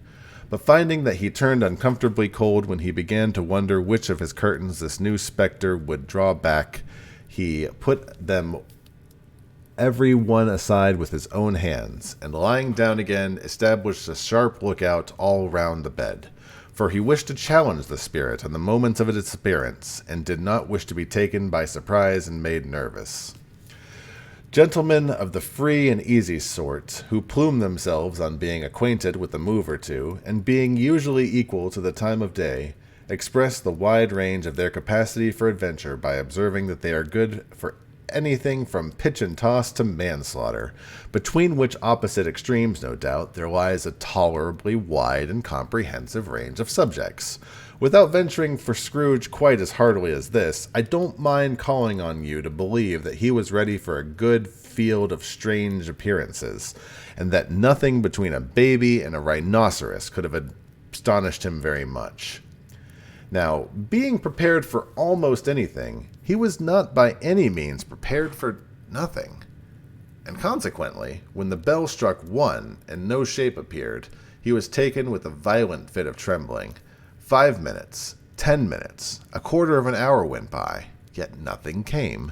All this time he lay upon his bed, the very core and center of a blaze of ruddy light, which streamed upon it when the clock proclaimed the hour, and which being only light was more alarming than a dozen ghosts, as he was powerless to make out what it meant, or would be at, and was sometimes apprehensive that he might be at the very moment an interesting case of spontaneous combustion, without having the consolation of knowing it. At last, however, he began to think, as you and I might have it thought at first, for it is always the person not in the predicament who knows what ought to have been done in it, and would have unquestionably have done it too. I say, At last, he began to think that the source and secret of the ghostly light might be in the adjoining room, from whence, on further tracing it, it seemed to shine. This idea, taking full possession in his mind, he got up softly and shuffled in his slipper to the door. The moment Scrooge's hand was on the lock, a strange voice called him by his name and bade him enter. He obeyed. It was his own room. There was no doubt of that, but it had undergone a surprising transformation. The walls and ceiling were so hung with living green that it looked like a perfect grove, from every part of which bright gleaming berries glistened. The crisp leaves of holly, mistletoe, and ivy reflected back the light, as if so many little mirrors had been scattered there, and such a mighty blaze went roaring up the chimney, as that dull petrification of a hearth had never known in Scrooge's time, or Marley's, or for many and many a winter season gone. Heaped up upon the floor to form a kind of throne were turkeys, geese, game, poultry, brawn, great joints of meat, suckling pig, long wreaths of sausages, mince pies, plum puddings, barrels of oysters, red-hot chestnuts, cherry-cheeked apples, juicy oranges, luscious pears, immense twelfth cakes, and seething bowls of punch that made the chamber dim with their delicious steam. In easy state upon this couch there sat a jolly giant, glorious to see, who bore a glowing torch, in shape not unlike Plenty's horn, and held up to shed its light upon Scrooge as he came peeping round the door. "Come in," explained the ghost. "Come in, and know me better, man." Scrooge entered timidly, and hung his head before the spirit. This was not the dogged Scrooge he had been, and though its eyes were clear and kind, he did not like to meet them. "I am the ghost of Christmas present," said the spirit. "Look upon me." Scrooge reverently did so. It was clothed in one simple dark green robe, or mantle, bordered with white fur. This garment hung so loosely on the figure that its capacious breast was bare, as if disdaining to be warded or concealed by any artifice. Its feet, observable beneath the ample folds of its garment, were also bare, and on its head it wore no other covering than a holly wreath set there and there with shining icicles. Its dark brown curls were long and free as a genial face, its sparkling eye, its open hand, its cherry cheek, its cheery voice, its unconstrained demeanor, and its joyful air. Girded round its middle was an antique scabbard, but no sword was in it, and the ancient sheath was eaten up with rust. "You have never seen the like of me before," explained the spirit. "Never," Scrooge made answer to it. "Have never walked forth with younger members of my family, meaning, for I am very young, my elder brothers born these later years?" pursued the phantom. "I don't think I have," said Scrooge. I'm afraid I have not. Have you had many brothers, spirit?" "More than 1,800, said the ghost. "A tremendous family to provide for," muttered Scrooge. The ghost of Christmas present rose. "Spirits," said Scrooge submissively, "conduct me where you will. I went forth last night on compulsion, and I learnt a lesson which is working now. Tonight, if you have aught to teach me, let me profit by it." "Touch my robe." Scrooge did it, he was told, and held it fast. Holly, mistletoe, red berries, ivy, turkeys, geeses, game, poultry, brawn, meat, pigs, sausages, oysters, pies, puddings, fruits, and punch all vanished instantly. So did the room, the fire, the ruddy glow, the hour of night, and they stood in the city streets of Christmas morning, where, for the weather was severe, the people made a rough but brisk and not unpleasant kind of music, in scraping the snow from the pavement in front of their dwellings, and from the tops of their houses, whence it was mad delight to the boys to see it coming down into the road below, and splitting into artificial little snowstorms. The house fronts looked black enough, and the windows blacker, contrasting with the smooth white sheet of snow upon the roofs, and with the dirtier snow upon the ground, which last deposit had been plowed up in deep furrows by the heavy wheels of carts and wagons, furrows that crossed and recrossed each other hundreds of times where the great streets branched off and made intricate channels, hard to trace in the thick yellow mud and icy water. The sky was gloomy, and the shortest streets were choked up with a dingy mist, half thawed, half frozen, whose heavier particles descended in a shower of sooty atoms, as if all the chimneys in Great Britain by one consent caught fire and were blazing away to their dear heart's content. There was nothing very cheerful in the climate or the town, and yet there was an air of cheerfulness abroad that the clearest summer air and brightest summer sun might have endeavored to diffuse in vain. For the people who were shoveling away on the housetops were jovial and full of glee, calling out to one another from the parapets, and now and then exchanging a facetious snowball, better-natured missile far than many a wordy jest, laughing heartily if it went right, and not less heartily if it went wrong. The poulterers' shops were still open, and the fruiterers were radiant in their glory. They were great, round, pot-bellied baskets of chestnuts, shaped like the waistcoats of old jolly gentlemen, lolling at the doors and tumbling out into the street in their apoplectic opulence. They were ruddy, brown-faced, broad-firthed Spanish onions, shining in the fatness of their growth like Spanish friars, and winking from their shelves in wanton slyness at the girls as they went by, and glanced demurely at the hung-up mistletoe. There were pears and apples, clustered high in blooming pyramids. There were bunches of grapes, made in the shopkeeper's benevolence to dangle from conspicuous hooks, that people's mouths might water gratis as they passed. There were piles of filberts, mossy and brown, recalling in their fragrance ancient walks among the woods, and pleasing shufflings ankle-deep through withered leaves, and in the great compactness of their juicy persons, urgently entreating and beseeching to be carried home in paper bags and eaten after dinner. The very gold and silver fish set forth among these choice fruits in a bowl, though members of a dull and stagnant bloody race, appeared to know that there was something going on, and, to a fish, went grasping round and round their little world in slow and passionless excitement.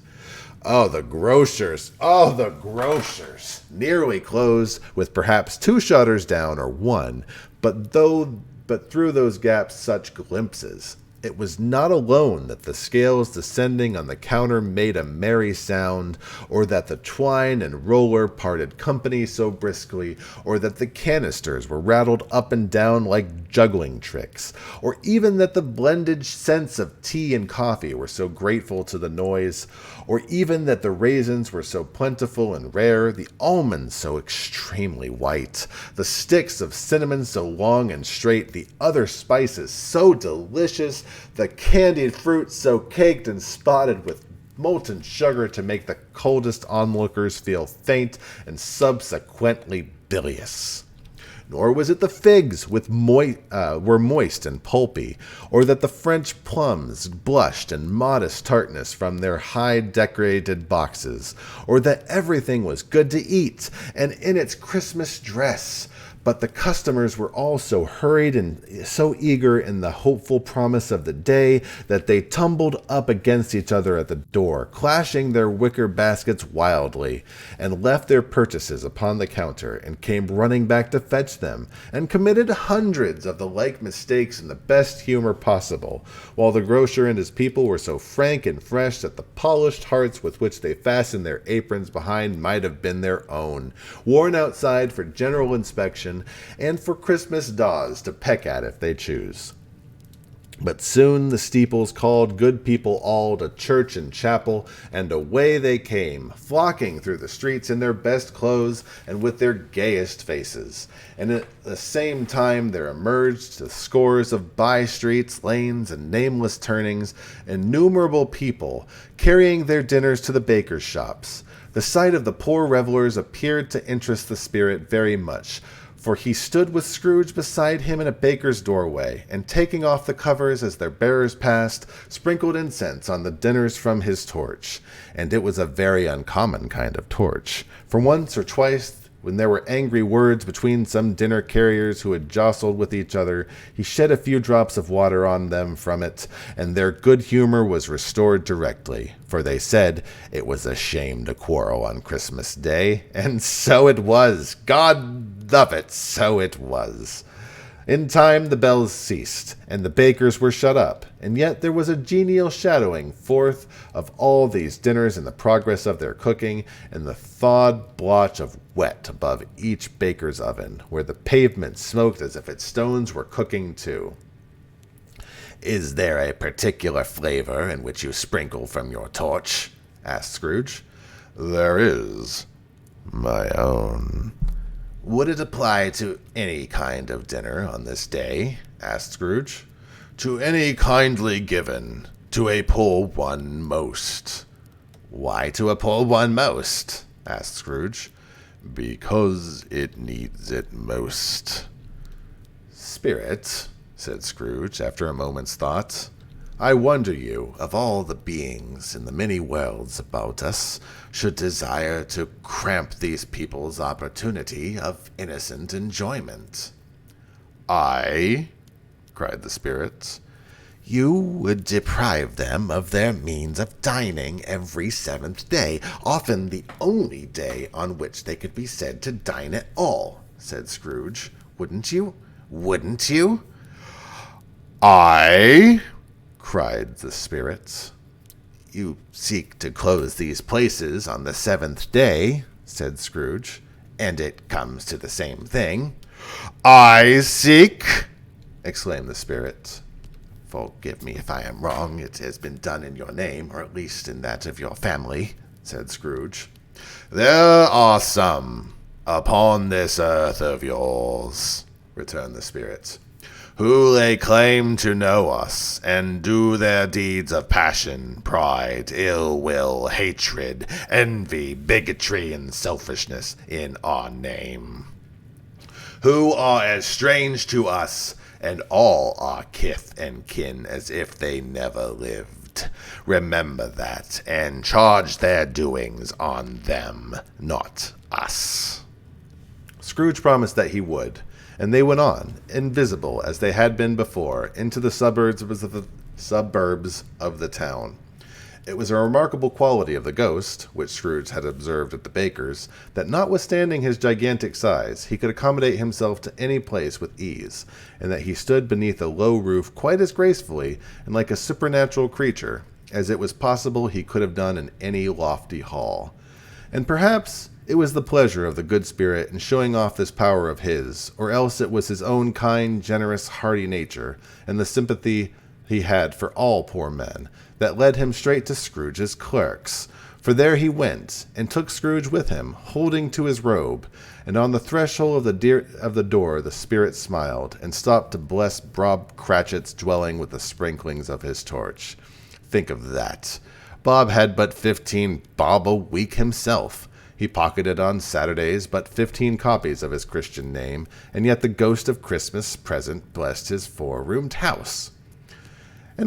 And up rose Mrs. Cratchit, Cratchit's wife, dressed out but poorly in a twice-turned gown, but brave in ribbons, which are cheap and make a goodly show for 6 pence.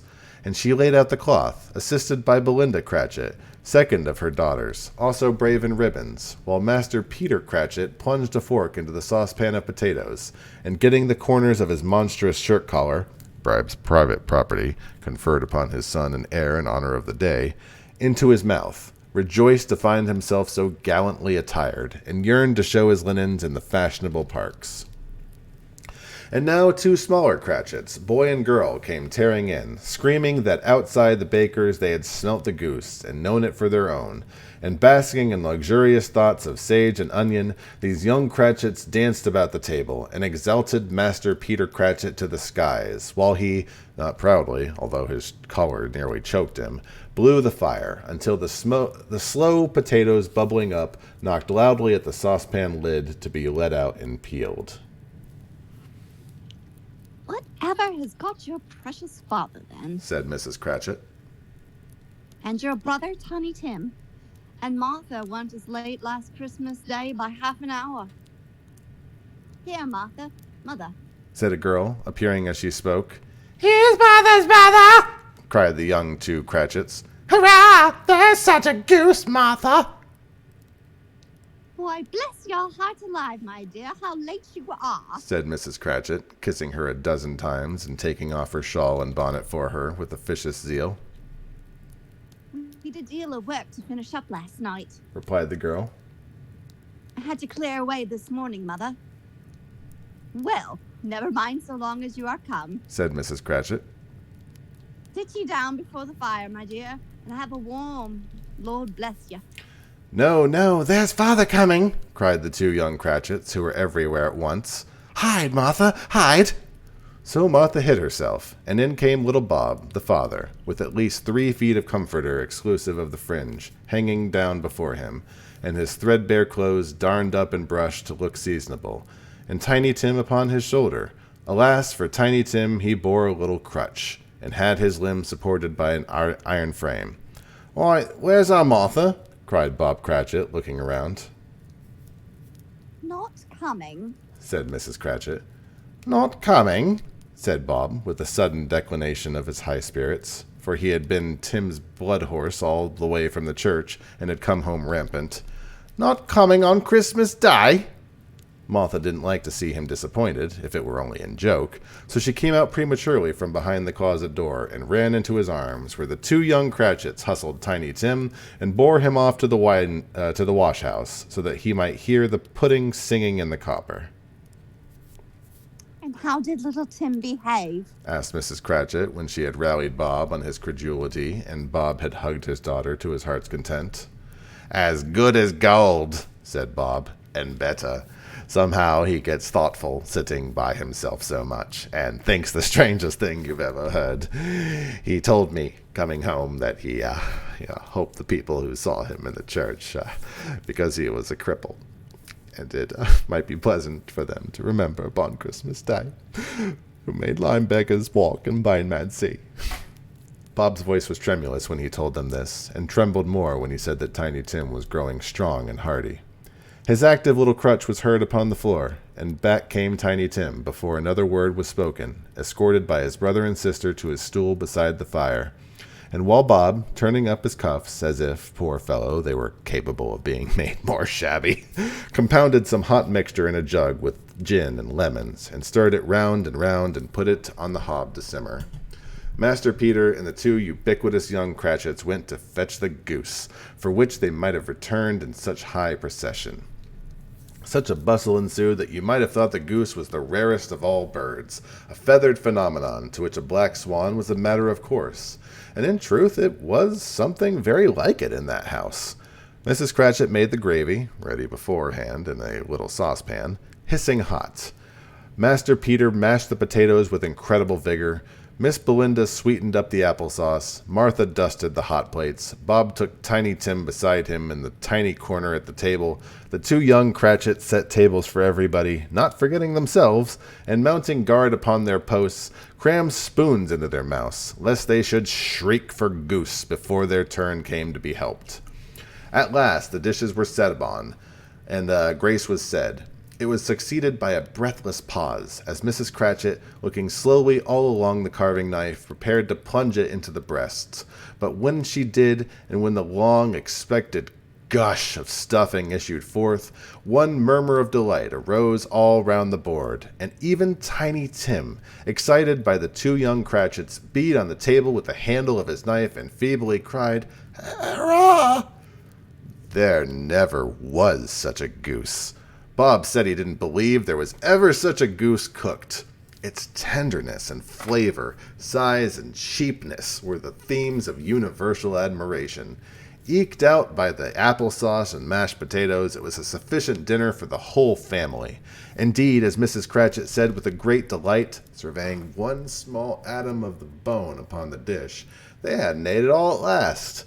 Yet every one had had enough, and the youngest Cratchits in particular were steeped in sage and onion to the eyebrows. But now, the plates being changed by Miss Belinda, Mrs. Cratchit left the room alone, too nervous to bear witness, to take the pudding cup and bring it in. Suppose it should not be done enough. Suppose it should break in turning out.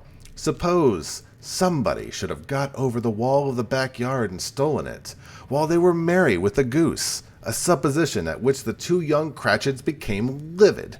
All sorts of horrors were supposed. Hallo! A great deal of steam. The pudding was out of the copper. A smell like a washing day. That was the cloth.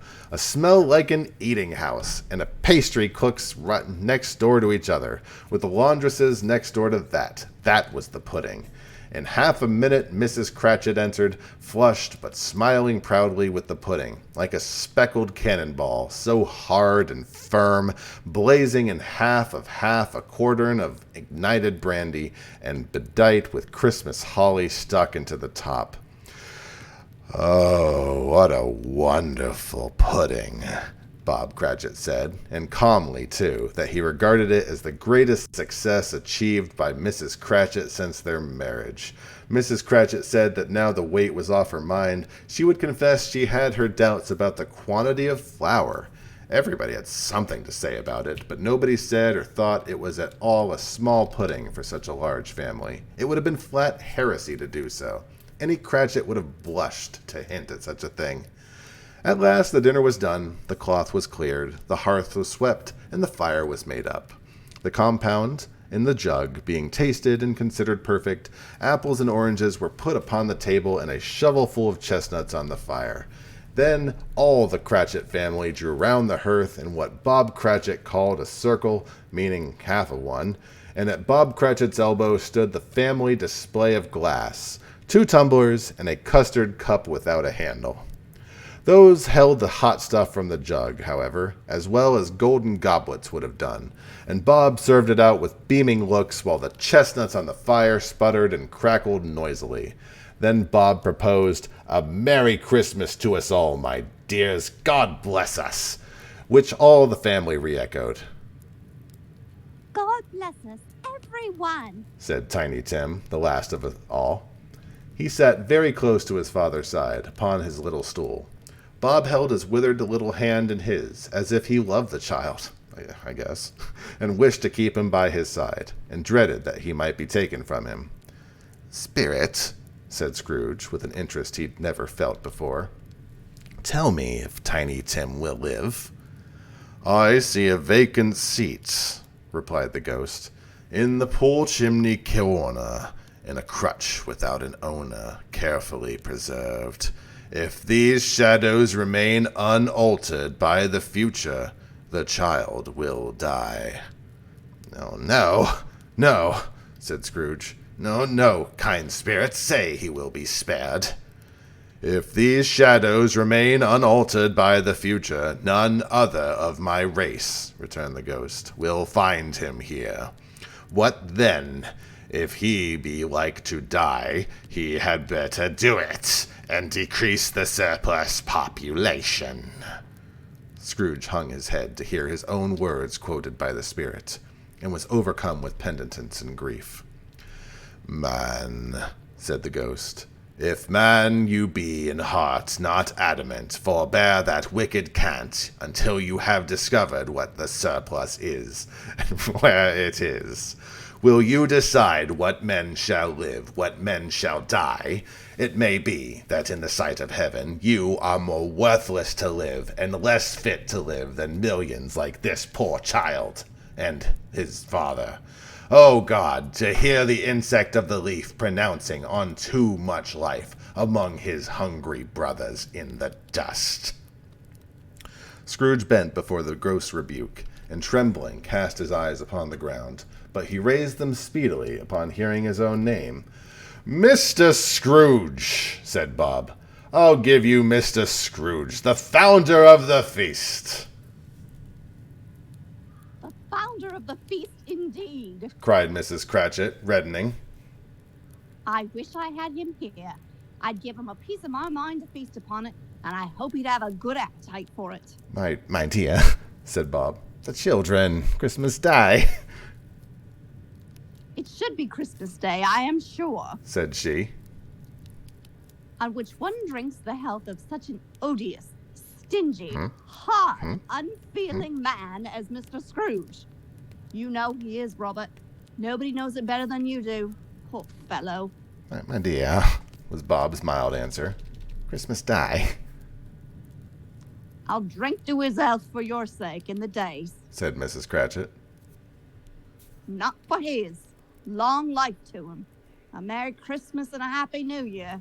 He'll be very merry and very happy. I have no doubt. No doubt. The children drank the toast after her. It was the first of their proceedings which had no heartiness in it. Tiny Tim drank the last of all, but didn't care twopence for it. Scrooge was the ogre of the family. The mention of his name cast a dark shadow on the party, which was not dispelled for 5 full minutes. After it had passed away, they were 10 times merrier than before, from the mere relief of Scrooge the Baleful being done with. Bob Cratchit told them how he had a situation in his eye for Master Peter, which would bring him in, if obtained, full 5 and 6 weekly. The 2 young Cratchits laughed tremendously at the idea of Peter's being a man of business, and Peter himself looked thoughtfully at the fire from between his collars, as if he were deliberating what particular investments he should favor when he came into the receipt of that bewildering income. Martha, who was a poor apprentice at the milliner's, then told them what kind of work she had to do, and how many hours she worked at a stretch, and how she meant to lie abed tomorrow for a good long rest, tomorrow being a holiday she passed at home. Also how she had seen a countess and a lord some day before, and how the lord was about as tall as Peter, at which Peter pulled up the collars so high you couldn't have seen the head if you'd been there. All this time the chestnuts in the jug went round and round, and by they had a song about a lost child traveling in the snow from Tiny Tim, who had a plaintive little voice and sang it rather well indeed. There was nothing in high mark in this. They were not a handsome family. They were not well dressed. Their shoes were far from being waterproof. Their clothes were scanty, and Peter might have known, and very likely did, the inside of a pawnbroker's. But they were happy, grateful, pleased with one another, and contented with the time, and when they faded and looked happier yet in the bright sprinklings of the Spirit's touch at the parting, Scrooge had his eyes upon them, and especially upon Tiny Tim until the last. By this time it was getting dark, and snowing pretty heavily, and as Scrooge and the Spirit went along the streets, the brightness of the roaring fires in kitchens, parlors, and all sorts of rooms was wonderful. Here the flickering of the blaze showed preparations for a cozy dinner, with hot plates baking through and through before the fire and deep red curtains ready to be drawn, to shut out cold and darkness. There all the children of the house were first out into the snow to meet their married brothers, sisters, cousins, uncles, aunts, and be the first to greet them. Here again were shadows on the window blind of guests assembling, and there a group of handsome girls, all hooded and fur-booted, and all chattering at once, tripped lightly off to hear some neighbor's house, where, woe upon the single man who saw them enter, artful witches, well they knew it, in a glow. But if you had judged from the number of people on their ways to friendly gatherings, you might have thought that nobody was at home to give them welcome when they got there, instead of every house expecting company and piling up its fires half-chimney high. Blessings on it, how the ghost exulted, how it bared its breadth of breast, and opened its capacious palm, and floated on, outpouring with a generous hand its bright and harmless mirth on everything within its reach. The very lamplighter, who ran on dotting before the dusky street with specks of light, and who was dressed to spend the evening somewhere, laughed as loudly as the Spirit passed, though little kenned the lamplighter that he had any company but Christmas. And now, without a word of warning from the ghost, they stood upon a bleak and desert moor, where monstrous masses of rude stone were cast about, as though it were the burial place of giants, and water spread itself wherever so it listed, or would have done so but for the frost that held it prisoner, and nothing grew but moss and furze and coarse, rank grass. Down in the west the setting sun had left a streak of fiery red, which glared upon the desolation for an instant like a sullen eye, and frowning lower, lower yet was lost in the thick gloom of darkest night. "What place is this?" asked Scrooge. "A place where miners live, who labor in the bowels of the earth," returned the spirit. "But they know me. See?" A light shone from the window of a hut, and swiftly they advanced upon it. Passing through the wall of mud and stone, they found a cheerful company assembled round a glowing fire. An old, old man and a woman, with their children and their children's children and another generation beyond that, all decked out gaily in their holiday attire.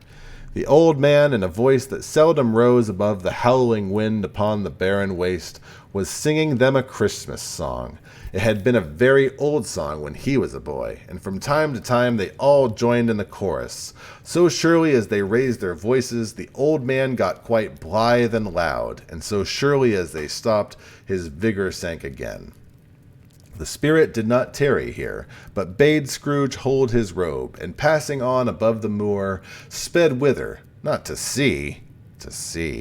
To Scrooge's horror, looking back, he saw the last of the land, a frightful range of rocks behind him, and his ears were deafened by the thundering of water as it rolled and roared and raged among the dreadful caverns that had worn and fiercely tried to undermine the earth. Built upon a dismal reef of sunken rocks, some league or so from shore, on which the waters chafed and dashed the wild year through, there stood a solitary lighthouse. Great heaps of seaweed clung to its base, and storm vines, born of the wind, one might assume, as seaweed of the water, rose and fell about it like the waves they skimmed. But even here, two men who watched the light had made a fire, that through the loophole of the thick stone wall shed out a ray of brightness on the awful sea. Joining their horny hands over the rough table at which they sat, they wished each other Merry Christmas in their can of grog, and one of them, the elder too, with his face all damaged and scarred from hard weather, as the figurehead of an old ship might be, struck up a sturdy song that was like a gale in itself. Again the ghost sped on, above the black and heaving sea, on, until, being far away, as he told Scrooge, from any shore, they lighted upon a ship. They stood upon the helmsman at the wheel, but look out in the bow, the officer who had the watch, dark ghostly figures in their several stations, but every man among them hummed a Christmas tune, or had a Christmas thought, or spoke below his breath to some companion of some bygone Christmas day, with homeward hopes belonging to it. And every man on board, waking or sleeping, good or bad, had a kinder word for another on that day than any other day of the year, and had shared to some extent in its festivities, and had remembered those he cared for at a distance, and had known that they delighted to remember him. It was a great surprise to Scrooge, while listening to the moaning of the wind and thinking what a solemn thing it was to move through the lonely darkness over an unknown abyss, whose depths were secrets as profound as death. It was a great surprise to Scrooge, while so engaged, to hear a hearty laugh. It was a much greater surprise to Scrooge to recognize it as his own nephew's, and to find himself in a bright, dry, gleaming room, with a spirit standing smiling by his side, and looking at that same nephew with approving affability. "Ha ha ha! Ha ha!" laughed Scrooge's nephew. "Ha ha ha! If you should happen, by any unlikely chance, to know a man more blessed in a laugh than Scrooge's nephew, all I can say is I'd like to know him too. Introduce him to me, and I'll cultivate his acquaintance. It is a fair, even-handed, noble adjustment of things, that while there is an infection of disease and sorrow, there is nothing in the world so irresistibly contagious as laughter and good humor." When Scrooge's nephew laughed in this way, holding his side, rolling his head, and twisting his face in the most extravagant contortions, Scrooge's niece, by marriage, laughed as heartily as he, and their assembled friends, being not a bit behindhand, roared out lustily. "He said that Christmas was a humbug, as I live!" cried Scrooge's nephew. "He believed it too." More shame anything for him, Fred. said Scrooge's niece indignantly. Bless these women. They never do anything by halves. They're always in earnest. She was very pretty, exceedingly pretty, with a dimpled, surprised-looking capital face, a ripe little mouth that seemed made to be kissed, as no doubt it was. All kinds of good little dots around her chin that melted into one another when she laughed, and the sunniest part of eyes you'd ever seen in any little creature's head. Although she was what you would have called provoking, you know, but satisfactory, too. Oh, perfectly satisfactory. He's a comical old fellow, said Scrooge's nephew. That's the truth, and not so pleasant as he might be. However, his offenses carry their own punishment, and I have nothing to say against him. I'm sure he's very rich, Fred. Hinted Scrooge's niece. At least you always tell me so. What of it, my dear? Said Scrooge's nephew. His wealth is of no use to him. He doesn't do any good with it. He doesn't make himself comfortable with it. He hasn't the satisfaction of thinking that we're ever going to benefit us with it. I have no patience with him, observed Scrooge's niece. Scrooge's niece's sisters and all the other ladies expressed the same opinion. Oh, I have, said Scrooge's nephew. I am sorry for him. I couldn't be angry with him if I tried. Who suffers by his ill wills? Himself, always. Here he takes it into his head to dislike us, and he won't come and dine with us. What's the consequence? He doesn't lose much of a dinner. Indeed. I think he loses a very good dinner, interrupted Scrooge's niece. Everyone else said the same, and they must have been allowed to be competent judges because they just had dinner, and with the dessert upon the table were clustered round the fire by lamplight. Well, I am very glad to hear it, said Scrooge's nephew, because I haven't any great faith in these young housekeepers. What's who you say, Topper? Topper clearly had his eyes upon one of Scrooge's niece's sisters, for he answered that a bachelor was a wretched outcast, who had no right to express an opinion on the subject, whereat Scrooge's niece's sister, the plump one with the lace tucker, not the one with the roses, blushed. Do go on, Fred, said Scrooge's niece, clapping her hands.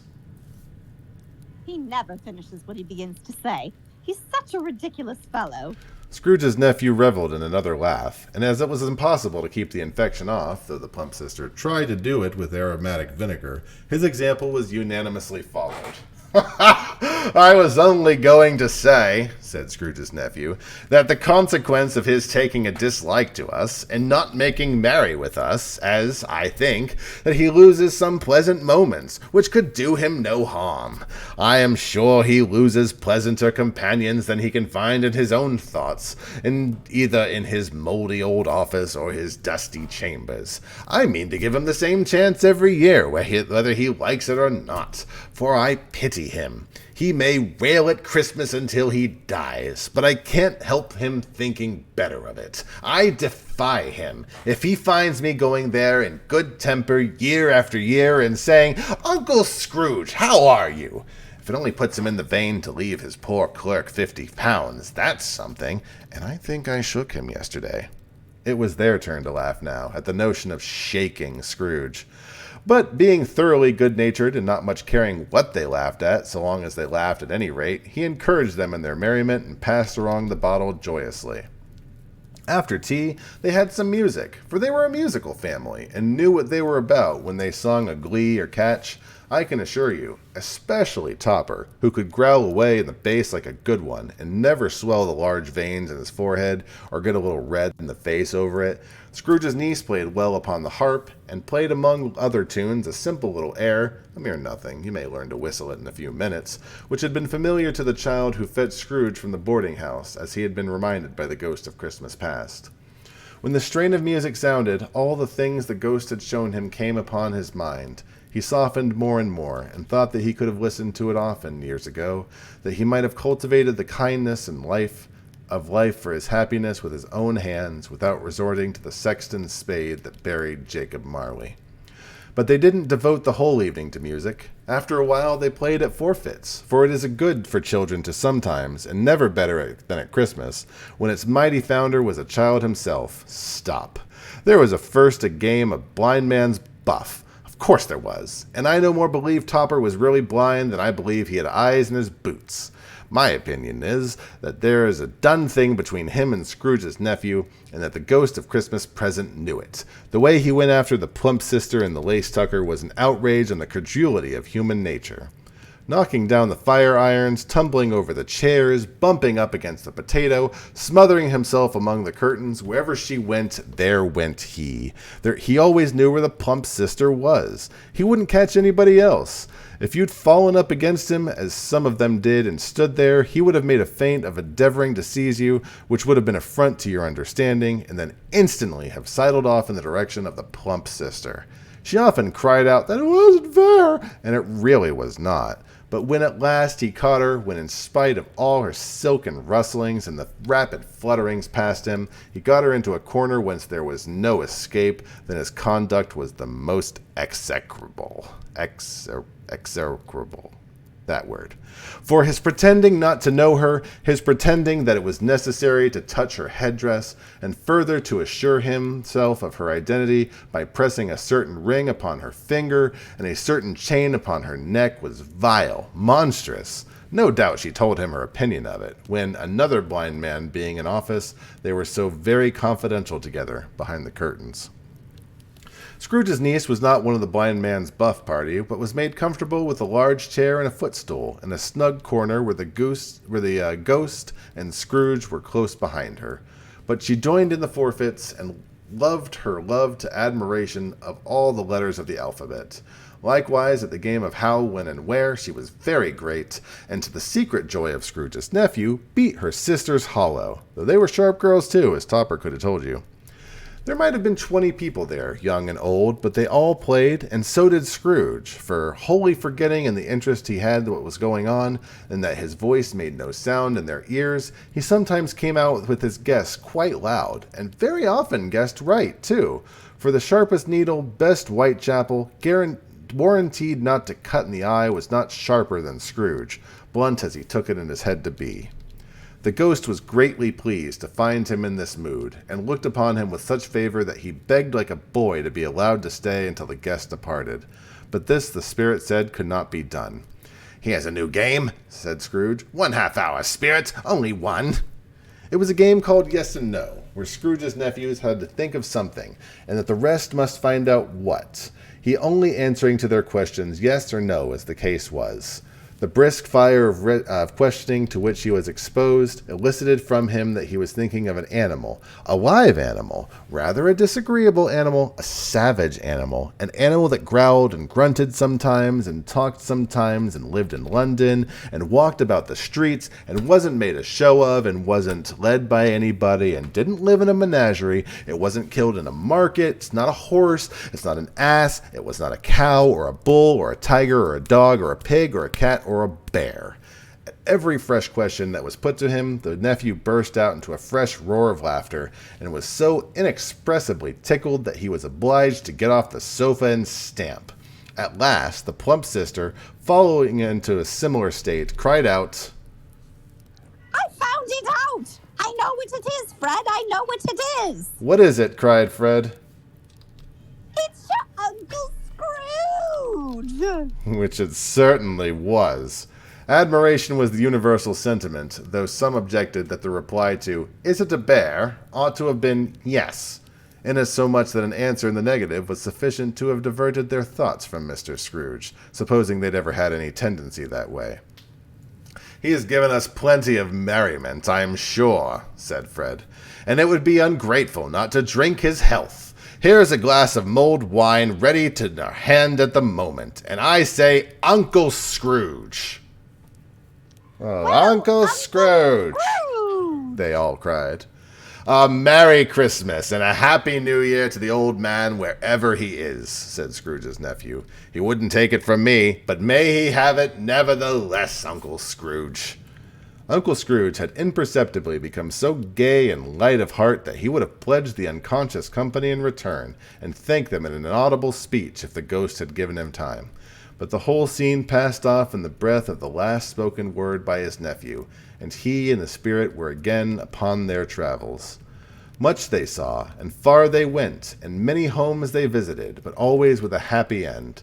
The spirit stood behind sick beds, and they were cheerful, on foreign grounds, and they were close at home, in struggling men, and they were patient in their greater hope, by poverty, and it was rich. An almshouse, hospital, and jail, and misery's every refuge, where vain man and his little brief authority had not yet made fast the door and barred the spirit out, he left his blessing and taught Scrooge his precepts. It was a long night, if there was only a night, but Scrooge had his doubts of this, because the Christmas holidays appeared to be condensed into the space of time they passed together. It was strange, too, that while Scrooge remained unaltered in his outward form, the ghosts grew older, clearly older. Scrooge had observed this change, but never spoke of it until they left a children's 12th night party, when, looking at the spirit as they stood together in an open place, he noticed that its hair was gray. "Are spirits' lives so short?" asked Scrooge. "My life on this globe is very brief," replied the ghost. "It ends tonight." "Tonight?"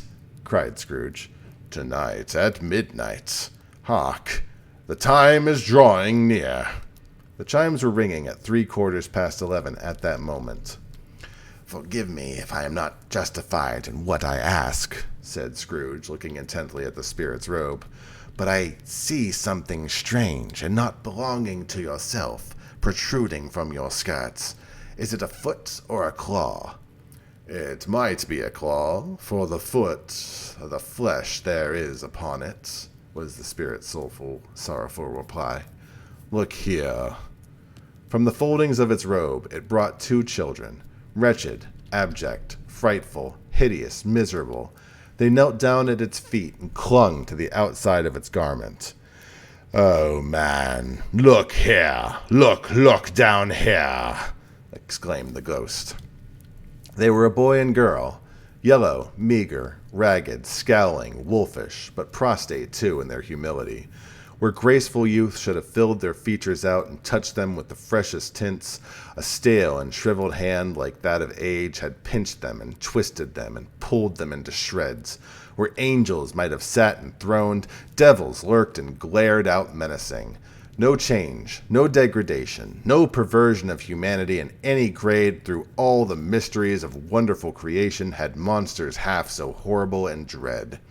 Scrooge startled back, appalled. Having them shown to him in this way, he tried to say they were fine children, but the words choked themselves, rather to be parties to such a lie of enormous magnitude.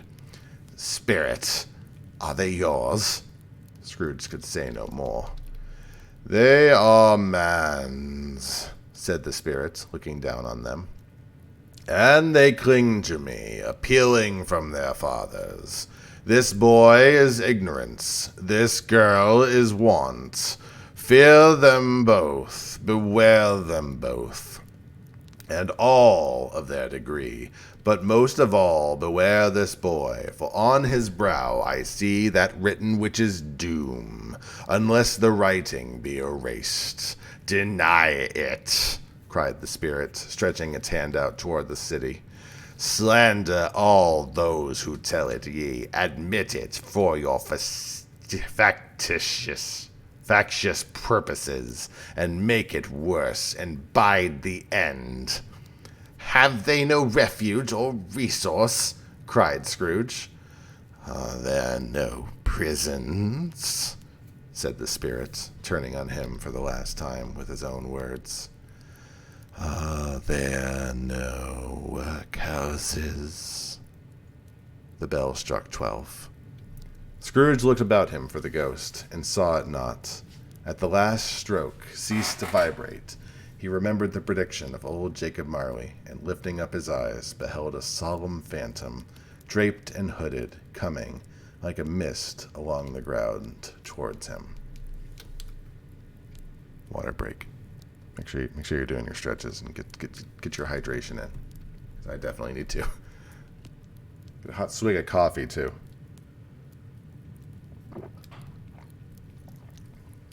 We're approaching stave 5. We are on the downward end. We are headed towards Scrooge's redemption story. And if you're not spooked already, I tell you what, you're about to be spooked out of your gourd, because this is where the spookiness starts. Take one swig of coffee and I'll be ready to go.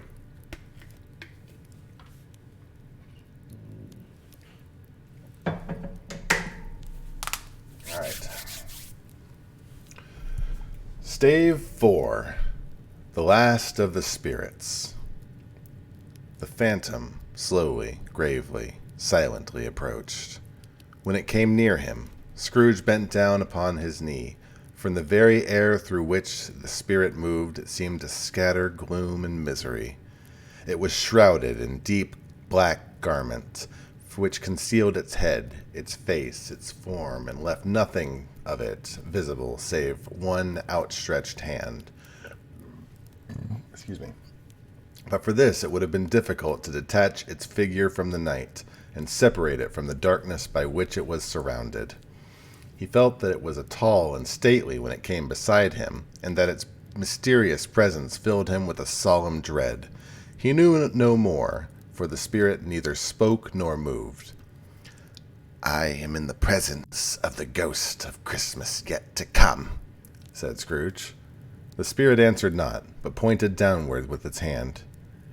"You are about to show me spirits of shadows of things that have not yet happened, but will happen in the time before us," Scrooge pursued. "Is that so, spirit?" The upper portion of the garment was contracted for an instant in its folds, as if the spirit had inclined its head. That was the only answer he received. Although well used to ghostly company by this time, Scrooge feared the silent shape so much that his legs trembled beneath him, and he found that he could hardly stand when he prepared to follow it. The spirit paused a moment, as observing his condition, and giving him time to recover. But Scrooge was all the worse for this. It thrilled him with a vague, uncertain horror to know that behind the dusky shroud there were ghostly eyes intently fixed upon him, while he, though he stretched his own to the utmost, could see nothing but a spectral hand and one great heap of black. "Ghost of the future," he exclaimed, "I fear you more than any spectre I have seen, but as I know your purpose is to do me good, and I hope to live to be another man from what I was, I am prepared to bear you company, and do it with a thankful heart. Will you not speak to me?" It gave him no reply. The hand was pointed straight before him. "Lead on," said Scrooge. "Lead on. The night is waning fast, and it is precious time to me, I know. Lead on, spirits." The phantom moved away as it had come towards him. Scrooge followed in the shadow of its dress, which bore him up, he thought, and carried him along. They scarcely seemed to enter the city, for the city rather seemed to spring up about them, and encompass them of its own act. But there they were, in the heart of it, on 'change, amongst the merchants, who hurried up and down and chinked the money in their pockets and conversed in groups, and looked at their watches, and trifled thoughtfully with their great gold seals, and so forth, as Scrooge had seen them often. The spirit stopped beside one little knot of businessmen. Observing that the hand was pointed to them, Scrooge advanced to listen to their talk. "No," said the great fat man with a monstrous chin. "I don't know much about it either way. I only know he's dead." "When did he die?" inquired another. "Last night, I believe." "What is the matter with him?" asked a third, taking a great quantity of snuff out of a very large snuff-box. "I thought he'd never die." "God knows," said the first, with a yawn. What has he done with his money? Asked a red-faced woman with a pendulous excretion on the end of her nose that shook like the gills of a turkey cock. "I haven't heard," said the man with the large chin, yawning again. "Left it to his company, perhaps. He hasn't left it to me, that's all I know." This pleasantry was received with a general laugh. "It's likely to be a cheap funeral," said the same speaker, "for upon my life I don't know anybody who'll go to it. Perhaps we make a party and volunteer." I don't mind if lunch is provided, observed the woman with the excrescence on her nose. but I must be fed if I make one. Another laugh. Well, I'm the most disinterested among you, after all, said the first speaker, for I never wear black gloves and I never wear lunch. But I'll offer to go if anyone else will. When I think of it, I'm not so sure that I wasn't his most particular friend, for we used to stop and speak whenever we went. Bye-bye. Speakers and listeners strolled away and mixed with other groups. Scrooge knew the men and looked toward the spirit for an explanation. The phantom glided on into a street. Its fingers pointed to two persons meeting. Scrooge listened again, thinking the explanation might lie here. He knew these men, too, also, perfectly. They were men of business, very wealthy, and of great importance. He'd always made it a point, of standing well in their esteem, in a business point of view, that is, strictly in a business point of view. "How are you?" said one. "How are you?" returned the other. "Well," said the first, "old Scratch got as loud as the last, eh?" "So I'm told," returned the second. "Cold, isn't it?" "Seasonable for Christmas time. You're not a skater, I suppose?" No, nothing. Something else to think of. Good morning." Not another word. That was their meeting, their conversation, and their parting. Scrooge was at first inclined to be surprised that the spirit would attach importance to conversations apparently so trivial, but feeling assured that they must have some hidden purpose, he set himself upon to consider what it might be likely to be. They could scarcely be supposed to have any bearing on the death of Jacob, his old partner, for that was past, and this ghost province was the future. Nor could he think of any one immediately connected with himself for whom he could apply them. But nothing doubting that they applied had some latent moral for his own improvement, he resolved to treasure up every word he heard and everything he saw, and especially to observe the shadow of himself when it appeared. For he had the expectation that the conduct of his future self would give him the clue he missed, and would render the solution of these riddles easy. He looked about in that very place for his own image, but another man stood in his accustomed corner, and though the clock pointed to the usual time of day for being there, he saw no likeness of himself among the multitudes that poured in through the porch. It gave him little surprise, however, for he had been revolving in his mind a change of life, and thought and hoped he had seen his newborn resolutions carried out in this. Quiet and dark, beside him stood the phantom, with its outstretched hand. When he roused himself from his thoughtful quest, he fancied himself a turn of the hand, and its situation in reference to himself, that the unseen eyes were looking at him keenly. It made him shudder and feel very cold. They left the busy scene and went into an obscure part of the town where Scrooge had never penetrated before, although he recognized its situation and its bad repute. The ways were foul and narrow, the shops and houses wretched, the people half-naked, drunken, slipshod, ugly. Alleys and archways, like so many cesspools, disgorged their offenses of smell and dirt and life upon the straggling streets, and the whole quarter reeked of crime, with filth, with misery. Far in this den of infamous resort there was a low-browed beetling shop, below a penthouse roof, where iron, old rags, bottles, bones, and greasy offal were bought. Upon the floor within were piled up heaps of rusty nails, keys, chains, hinges, files, scales, weights, and refuge iron of all kinds.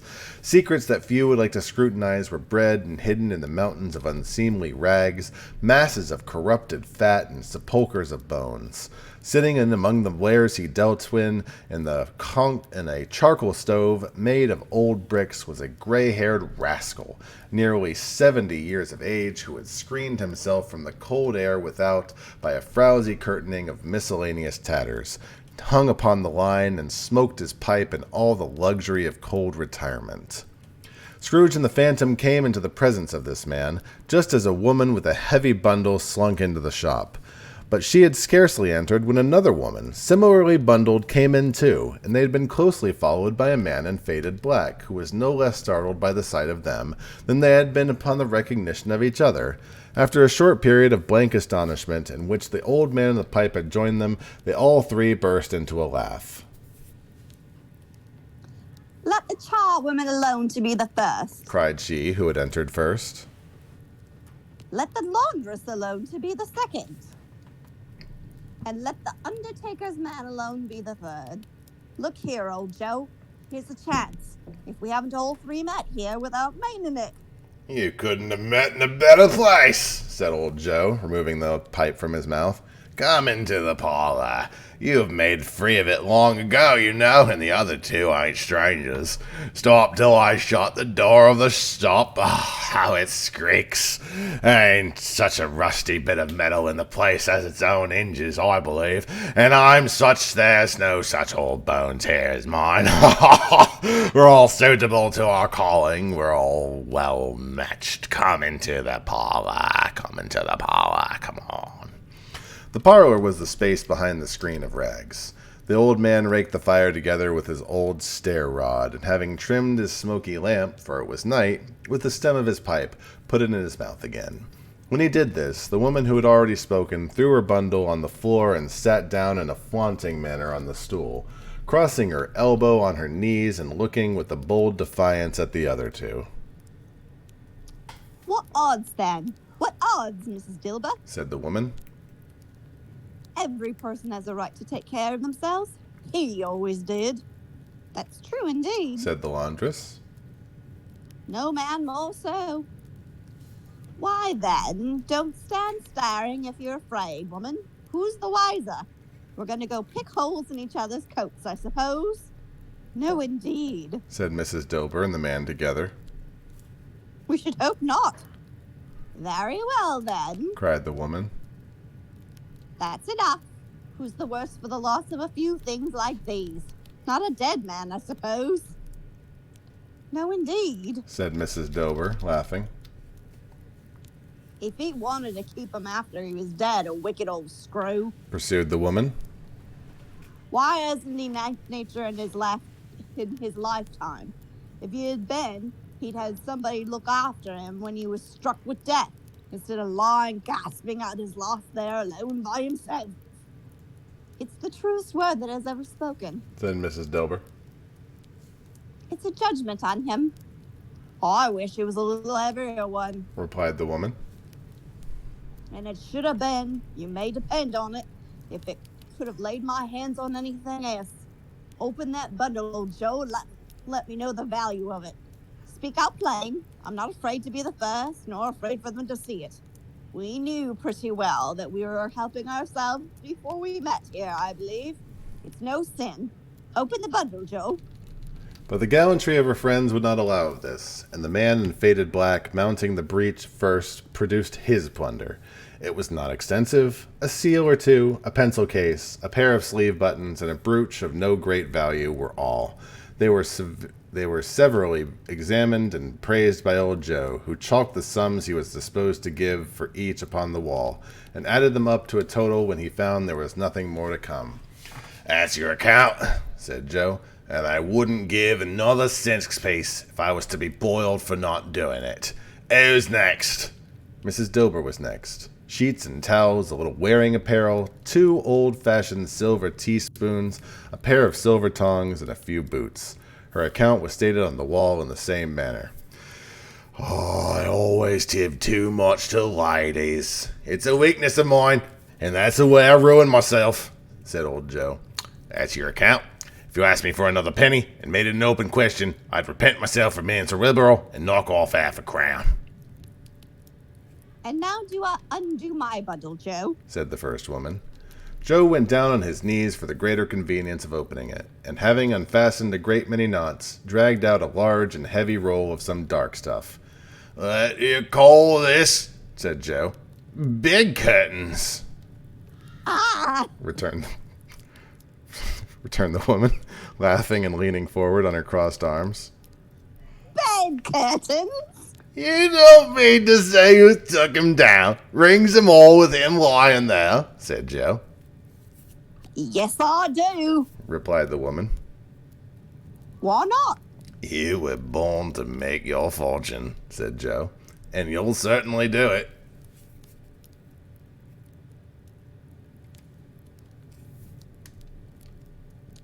I certainly shan't hold my hand when I get anything in it by reaching it out. For the sake of such a man as he was, I promise you, Joe. returned the woman coolly. Don't drop that oil upon the blankets now. Is blankets? Asked Joe. Who else do you think? Replied the woman. He isn't likely to take cold without 'em, I dare say. I hope he didn't die of anything catching, eh? Said old Joe, stopping in his work and looking up. Don't you be afraid of that. Returned the woman. I ain't so fond of his company that I'd loiter about him for such things if he did. You might look through that shirt till your eyes ache, but you won't find a hole in it, nor a threadbare place. It's the best he had, and a fine one, too. They'd have wasted it if it hadn't been for me. What you call wasting it? Asked old Joe. Putting it on him, to be buried in, to be sure. Replied the woman with a laugh. Somebody was fool enough to do it, but I took it off. If calico ain't good enough for such a purpose, it isn't good enough for anything. It's quite as becoming to the body. He can't look uglier than he did in that one. Scrooge listened to this dialogue in horror. As he sat grouped about their spoil in the scanty light afforded by the old man's lamp, he viewed them with a detestation and disgust, which could have hardly have been greater, though they had been obscene demons marketing the corpse itself. Ha! Laughed the same woman, when old Joe, producing a flannel bag with money in it, told out their several gains upon the ground. This is the end of it, you see. He frightened everyone away from him when he was alive, to profit us when he was dead. Spirit, said Scrooge, shuddering from head to feet. I see. The case of this unhappy man might be my own. My life tends to be that way now. Merciful heaven, what is this?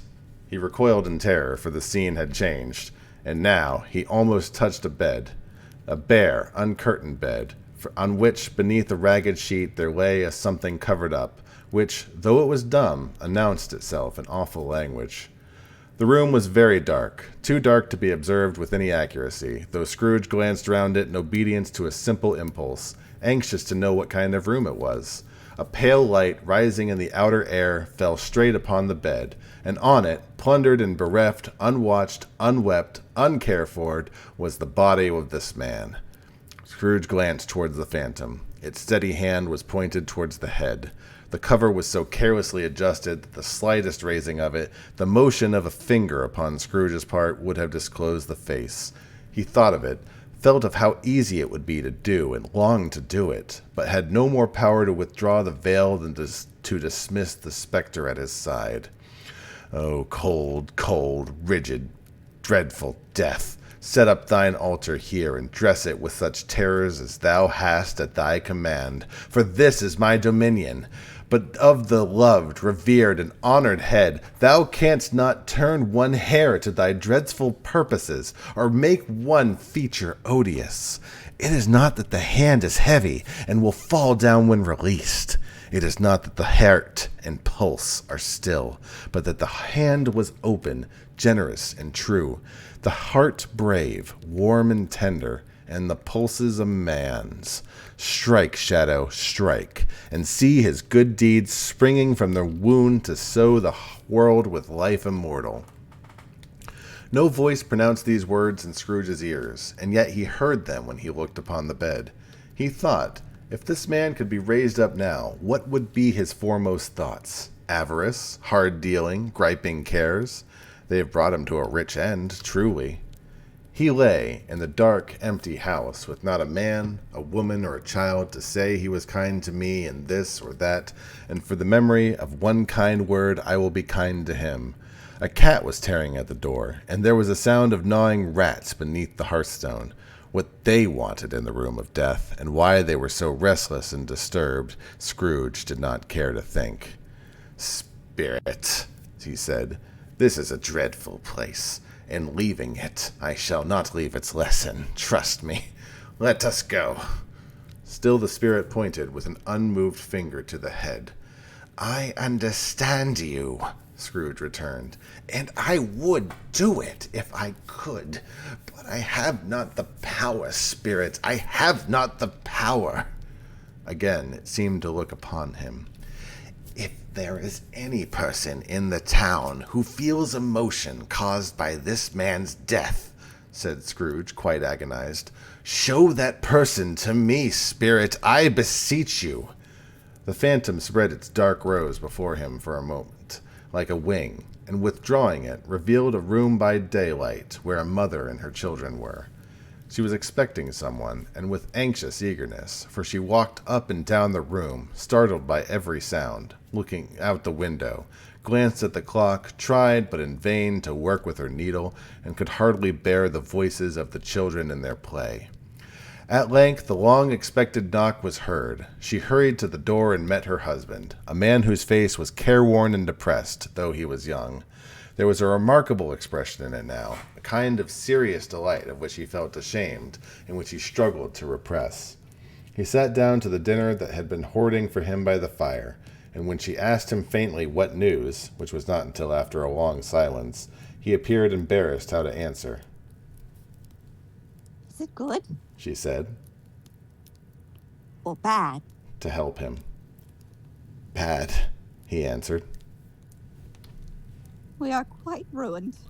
"No, there is help yet, Caroline," If he relents, she said, amazed. there is. Nothing is past hope if such a miracle has happened. "He is past relenting," said her husband. "He is dead." She was a mild and patient creature, if her face spoke truth, but she was thankful in her soul to hear it, and so she said, with clasped hands. She prayed forgiveness the next moment, and was sorry, but the first was the emotion of her heart. "What the half-drunken woman whom I told you of last night said to me, when he tried to see him and obtain a week's delay, and what I thought was a mere excuse to avoid me, turns out to have been quite true. He was not only very ill, but dying then." To whom will our debt be transferred? "I don't know. But before that time we shall be ready with the money. And even though we were not, it would be bad fortune indeed to find so merciless a creditor and his successor. We may sleep tonight with light hearts, Caroline." Yes, soften it as they would, their hearts were lighter. Their children's faces hushed, and clustered round to hear what they so little understood were brighter, and it was a happier house for this man's death. The only emotion that the ghost could show him, caused by the event, was one of pleasure. "Let me see some tenderness connected with a death," said Scrooge, "or that dark chamber, Spirit, which we left just now, will be ever present for me."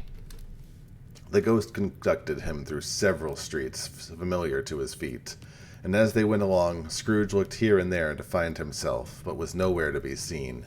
They entered poor Bob Cratchit's house, the dwelling he had visited before, and found the mother and the children seated round the fire. Quiet, very quiet. The noisy little Cratchits were as still as statues in one corner, and sat looking up at Peter, who had a book before him. The mother and daughters were engaged in sewing, but surely they were very quiet. And he took a child, and set him in the midst of them. Where had Scrooge heard those words? He had not dreamed them. The boy must have read them out, as he and the spirit crossed the threshold. Why did he not go on? The mother laid her work upon the table, and put the hand up to her face. The color hurts my eyes, she said. "The color? Poor Tiny Tim," They're better now again. said Cratchit's wife.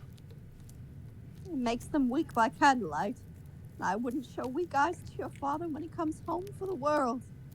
It must be near his time. "Past it, rather," Peter answered, shutting up his book. "But I think he's walked a little less slower than he's used to these past few days, evenings, Mother." They were very quiet again. At last she said, in a steady, cheerful voice that only faltered once, I have known him walk with Tiny Tim upon his shoulder, very fast indeed. "So have I," cried Peter, often. "So have I." explained another. So had all, He was very light to carry, she resumed, intent upon her work. and his father loved him so that it was no trouble. No trouble. And there's your father at the door. She hurried out to meet him, and little Bob and his comforter, he had need of it, poor fellow, came in. His tea was ready for him on the hob, and when they all tried who should help him to it most. Then the two young Cratchits got upon his knees and laid each child a little cheek against his face, as if they said, "Don't mind it, father. Don't be grieved." Bob was very cheerful with them, and spoke pleasantly to all the family. He looked at the work upon the table, and praised the industry and speed of Mrs. Cratchit and the girls. They would be done long before Sunday, he said. Sunday? You went today then, Robert? Said the wife. "Yes, my dear," returned Bob. "I wish you could have gone. It would have done you good to see how green the place is. But you'll see it often. I promised him I'd walk there on a Sunday." My little child," cried Bob. "My little child." He broke down all at once. He couldn't help it. If he could have helped it, he and his child would have been further apart than they were. He left the room and went upstairs into a room above, which was lighted cheerfully and hung with Christmas. There was a chair set close beside the child, and there were signs of someone having been there lately. Poor Bob sat down upon it, and when he had thought a little and composed himself, he kissed the little face. He was reconciled to what had happened, and went down again quite happy. They drew about the fire and talked, the girl and mother working still. Bob told them of the extraordinary kindness of Mr. Scrooge's nephew, whom he had scarcely seen but once, and who, meeting him in the street that day, and seeing that he looked just a little down, you know, said Bob, inquired what had happened to distress him. "On which," said Bob, "for he is the pleasantest spoken gentleman you'd ever heard, I told him, 'I'm very sorry for you, Mr. Cratchit,' he said, 'and heartily sorry for your good wife.' By the way, I don't know how he ever knew that, I don't know." Knew what, my dear? "That you were a good wife," replied Bob. "Everyone knows that," said Peter. "Well observed, my boy," cried Bob. "I hope they do. Heartily sorry," he said, "for your good wife. If I can be any service to you of any way," he said, giving me his card, "that's where I live. Pray come to me." Now it wasn't, cried Bob, for the sake of anything he might as much do for us, so much as for his kind way. This was quite delightful. It really seemed as if he'd known our Tiny Tim and felt with us. "I'm sure he's a good soul," said Mrs. Cratchit. "You'd be sure of it, my dear," returned Bob, "if you saw and spoke to him. I shouldn't be all surprised, mark what I say, if he got Peter a better situation." "Only hear that, Peter." said Mrs. Cratchit. "And then Cried one of the girls. Peter will be keeping company with someone and setting up for himself." "Give along with you," retorted Peter, grinning. "It's just as likely as not," said Bob. "One of these days, though plenty of time for that, my dear. But, however and whenever we part from each other, I'm sure we'll never each forget poor Tiny Tim, shall we? All this first parting that there is among us." "Never, father!" cried they all. And I know," said Bob, "I know, my dears, that when we recollect how patient and mild he was, although he was a little child, we shall not quarrel easily amongst ourselves. Forget poor Tiny Tim in doing it." "No, father!" they cried again. "I am very happy," said little Bob. "I am very happy." Mrs. Cratchit kissed him. His daughters kissed him. The two young Cratchits kissed him, and Peter and himself shook hands. "Spirit of Tiny Tim, thy childish essence was from God." "Spectre," said Scrooge, "something informs me that our parting moment is at hand. I know it, but I know not how. Tell me, what man that was whom we saw lying dead?" The ghost of Christmas yet to come conveyed him, as before, though at a different time, he thought. Indeed, there seemed no order in these latter visions, save that they were in the future, into the resorts of businessmen, but showed him not himself. Indeed, the spirit did not stay for anything, but just went straight on, as to the end just now desired, until besought by Scrooge to tarry for a moment. "This court," said Scrooge, "though which we hurry now, is where my place of occupation is, and has been for length of time. I see the house. Let me behold what I shall be in days to come." The spirit stopped. The hand was pointed elsewhere.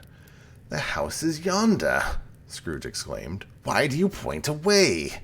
The inexorable finger underwent no change. Scrooge hastened to the window of his office and looked in. It was an office still, but not his. The furniture was not the same, and the figure in the chair was not himself. The phantom pointed as before. He joined it once again, and wondered why and whither he had gone, accompanied it until they had reached an iron gate. He paused to look round before entering. A churchyard. Here, then, the wretched man whose name he had now to learn lay underneath the ground. It was a worthy place, walled in by houses, overrun by grass and weeds, the growth of vegetation's death, not life, choked up with too much burying, fat with repleted appetite. A worthy place. The spirit stood among the graves, and pointed down to one. He advanced towards it trembling. The phantom was exactly as it had been, but he dreaded that he saw new meaning in its solemn shape. "Before I draw closer to the stone for which you point," said Scrooge, "answer me one question. Are these the shadows of things that will be, or are they the shadows of things that may be only?" Still the ghost pointed down to the grave by which it stood. "Men's courses will foreshadow certain ends, to which, if preserved in, they must lead," said Scrooge. "But if the courses be departed from, the ends will change. Say it is thus, with what you show me." The spirit was immovable as ever. Scrooge crept towards it, trembling as he went, and following the finger, read upon the stone of the neglected grave his own name, Ebenezer Scrooge. "Am I the man who lay upon that bed?" he cried upon his knees. The finger pointed from the grave to him and back again. "Oh, spirits! No, no, no!" The finger was still there. "Spirits!" he cried, tight clutching at his robe.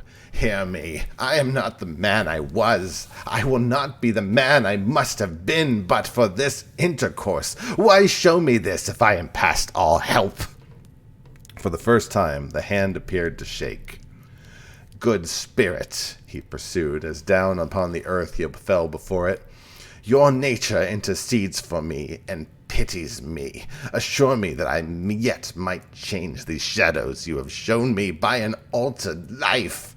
The kind hand trembled. "I will honor Christmas in my heart and try to keep it all the year.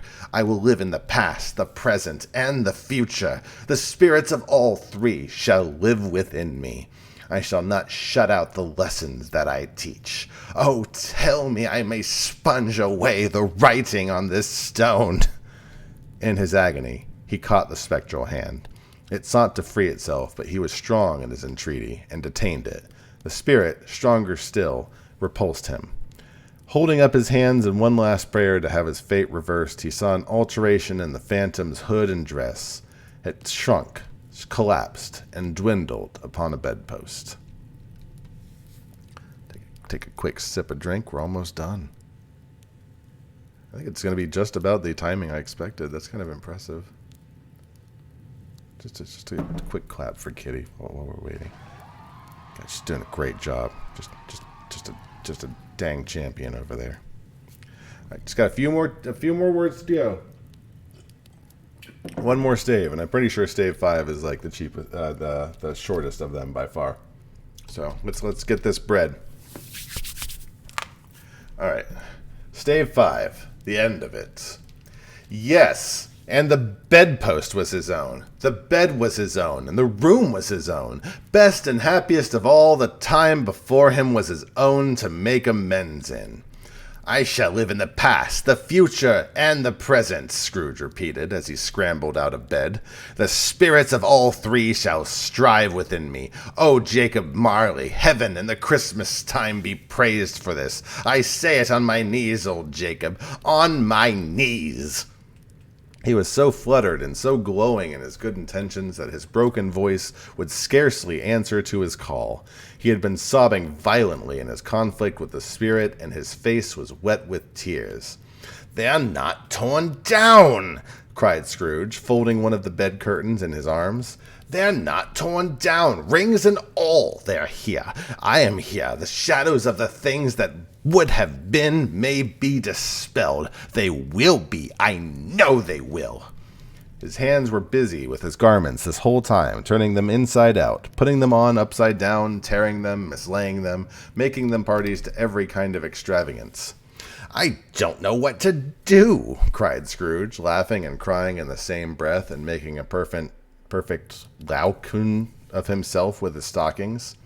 "I'm as light as a feather. I'm as happy as an angel. I'm as merry as a schoolboy. I'm as giddy as a drunken man. A Merry Christmas to everybody. A Happy New Year to the whole the world. Hello there. Whoop! Hello!" He had frisked into the sitting room and was standing there perfectly winded. "There's the saucepan the gruel was in," cried Scrooge, starting off again and frisking round the fireplace. "There's the door where the ghost of Jacob Marley entered. There's the corner where the ghost of Christmas Present sat. There's the window where I saw the wandering spirits. It's right. It's all right. It's all true. It all happened. Really, for a man who'd been out of practice for so many years, it was a splendid laugh, a most illustrious laugh, the father of a long, long line of brilliant laughs. "I don't know what day of the month it is," said Scrooge. "I don't know how long I've been among the spirits. I don't know anything. I'm quite a baby. Never mind. I don't care. I'd rather be a baby. Hello! Whoop! Hello there!" He was checked in his transports by the churches ringing out the lustiest peals he'd ever heard. Clash, clang, hammer, ding, dong, bell, hammer, clang, clash. Oh, glorious, glorious. Running to the window, he opened it and put out his head. No fog, no mist. Clear, bright, jovial, stirring, cold, cold, piping for the blood to dance to. Golden sunlight, heavenly skies, sweet fresh air, merry bells. Oh, glorious, glorious. "What's today?" cried Scrooge, calling downward to a boy in Sunday clothes who perhaps had loitered in to look about him. "Aye," returned the boy with all his might and wonder. "What's today, my fine fellow?" said Scrooge. "Today," replied the boy, "was Christmas Day." "It's Christmas Day," said Scrooge to himself. "I haven't missed it. The spirits have done it all in one night. They could do anything they like. Of course they can. Of course they can." "Hello, my fine fellow." "Hello," returned the boy. "Do you know the poulterers in the next street but one at the corner?" Scrooge inquired. "I should hope I know I did," replied the lad. "An intelligent boy," said Scrooge. "A remarkable boy. Do you know whether they've sold the prize turkey that was hanging up there? Not the little prize turkey, the big one." "What, you mean the one as big as mine?" returned the boy. "What a delightful boy," said Scrooge. "It's a pleasure to talk to him. Yes, my buck." "It's hanging there now," replied the boy. "It is," said Scrooge. "Go and buy it." "Walker!" exclaimed the boy. "No, no, no," said Scrooge. "I am in earnest. Go and buy it and tell them to bring it here, that I may give them the direction where to take it. Come back with the man, and I'll give you a shilling. Come back with him in 5 minutes, and I'll give you half a crown." The boy was off like a shot. He must have had a steady hand at a trigger who could get a shot off half so fast.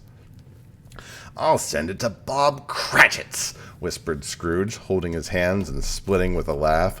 He shan't know who sends it. It's half the size of Tiny Tim. Joe Miller never made such a joke as sending it to Bob's will be. Ha ha ha!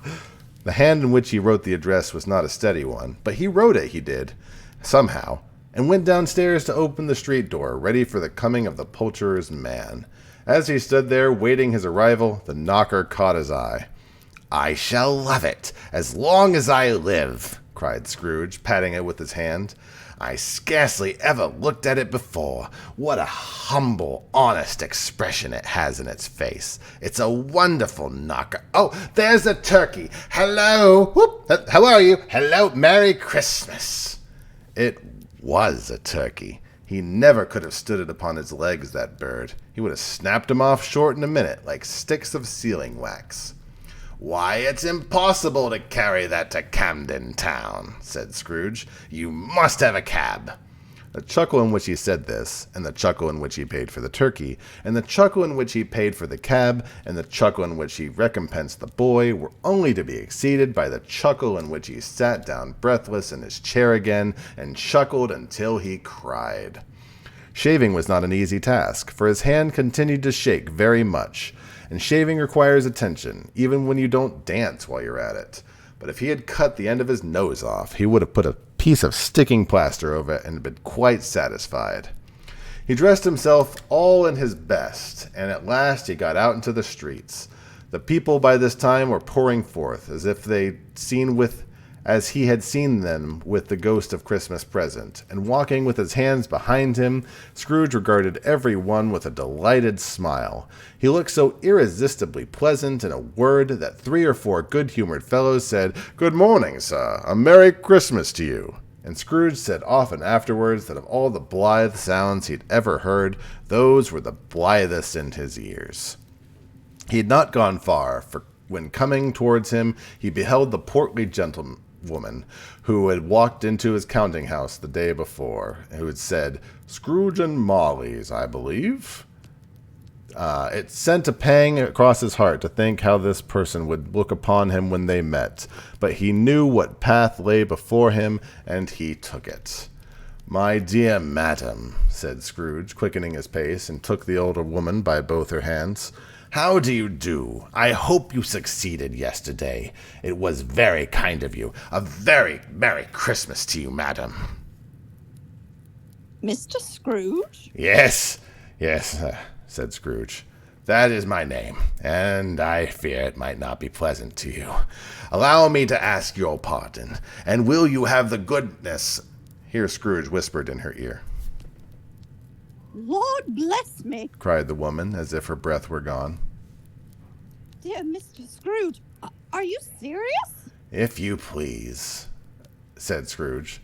"Not a farthing less. A great many back payments are included in it, I assure you. Will you do me that favor?" My dear sir, said the other, shaking hands with him. I don't know what to say to such money. "Don't say anything, please," retorted Scrooge. "Come and see me. Will you come and see me?" I will, cried the woman, and it was clear she meant to do it. "Thank ye," said Scrooge. "I am much obliged to you. I thank you 50 times. Bless you." He went to church and walked about the streets and watched the people hurrying to and fro, and patted children on the head and questioned beggars and looked down into the kitchens of houses and up to the windows and found that everything could yield him pleasure. He'd never dreamed that anything could give him such happiness. In the afternoon he had turned his steps towards his nephew's house. He passed the door a dozen times before he had the courage to go up and knock. But he made a dash and did it. "Is your master at home, my dear?" said Scrooge to the girl. Very nice girl. Very. Yes, sir. "Where is he, my love?" said Scrooge. He's in the dining room, sir, along with mistress. I'll show you up the stairs, if you please. "Thank ye. He knows me," said Scrooge, with his hand already on the dining room lock. "I'll go in here, my dear." He turned it out gently, and settled his face in round the door. They were looking at the table, which was spread out in great array, for these young housekeepers are always nervous on such points and like to see that everything is right. "Fred!" said Scrooge. Dear heart alive, how his niece by marriage started! Scrooge had forgotten for a moment about her sitting in the corner by the footstool, or he wouldn't have done it, by any account. "Why, bless my soul!" cried Fred. "Who's that?" "It's I, your Uncle Scrooge. I have come to dinner. Will you let me in, Fred?" "Let him in? It's a mercy he didn't shake his arm off. He was at home in 5 minutes. Nothing could be heartier. His niece looked just the same. So did Topper when he came. So did the plump sister when she came. So did everyone when they came. Wonderful party. Wonderful guests. Wonderful unanimity. They had a good time. Wonderful happiness. But he was early at the office next morning. Oh, he was early there. If he could only be there first and catch Bob Cratchit coming late. Oh, that was the thing he had his heart upon. And he did it. Oh, yes, he did. The clock struck 9. No Bob. 1:15. No Bob. He was a full 18 minutes and a half past his time. Scrooge sat with his door open, that he might see him come into the tank. His hat was off before he opened the door, his comforter too. He was on his stool as a jiffy, driving away with his pen as if he were trying to overtake 9 o'clock. "Hello," growled Scrooge in his accustomed voice as near as he could feign it. "What do you mean by coming here this time of day?"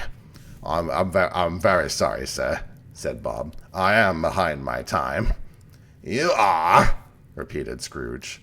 "Yes, I think you are. Step this way, if you please."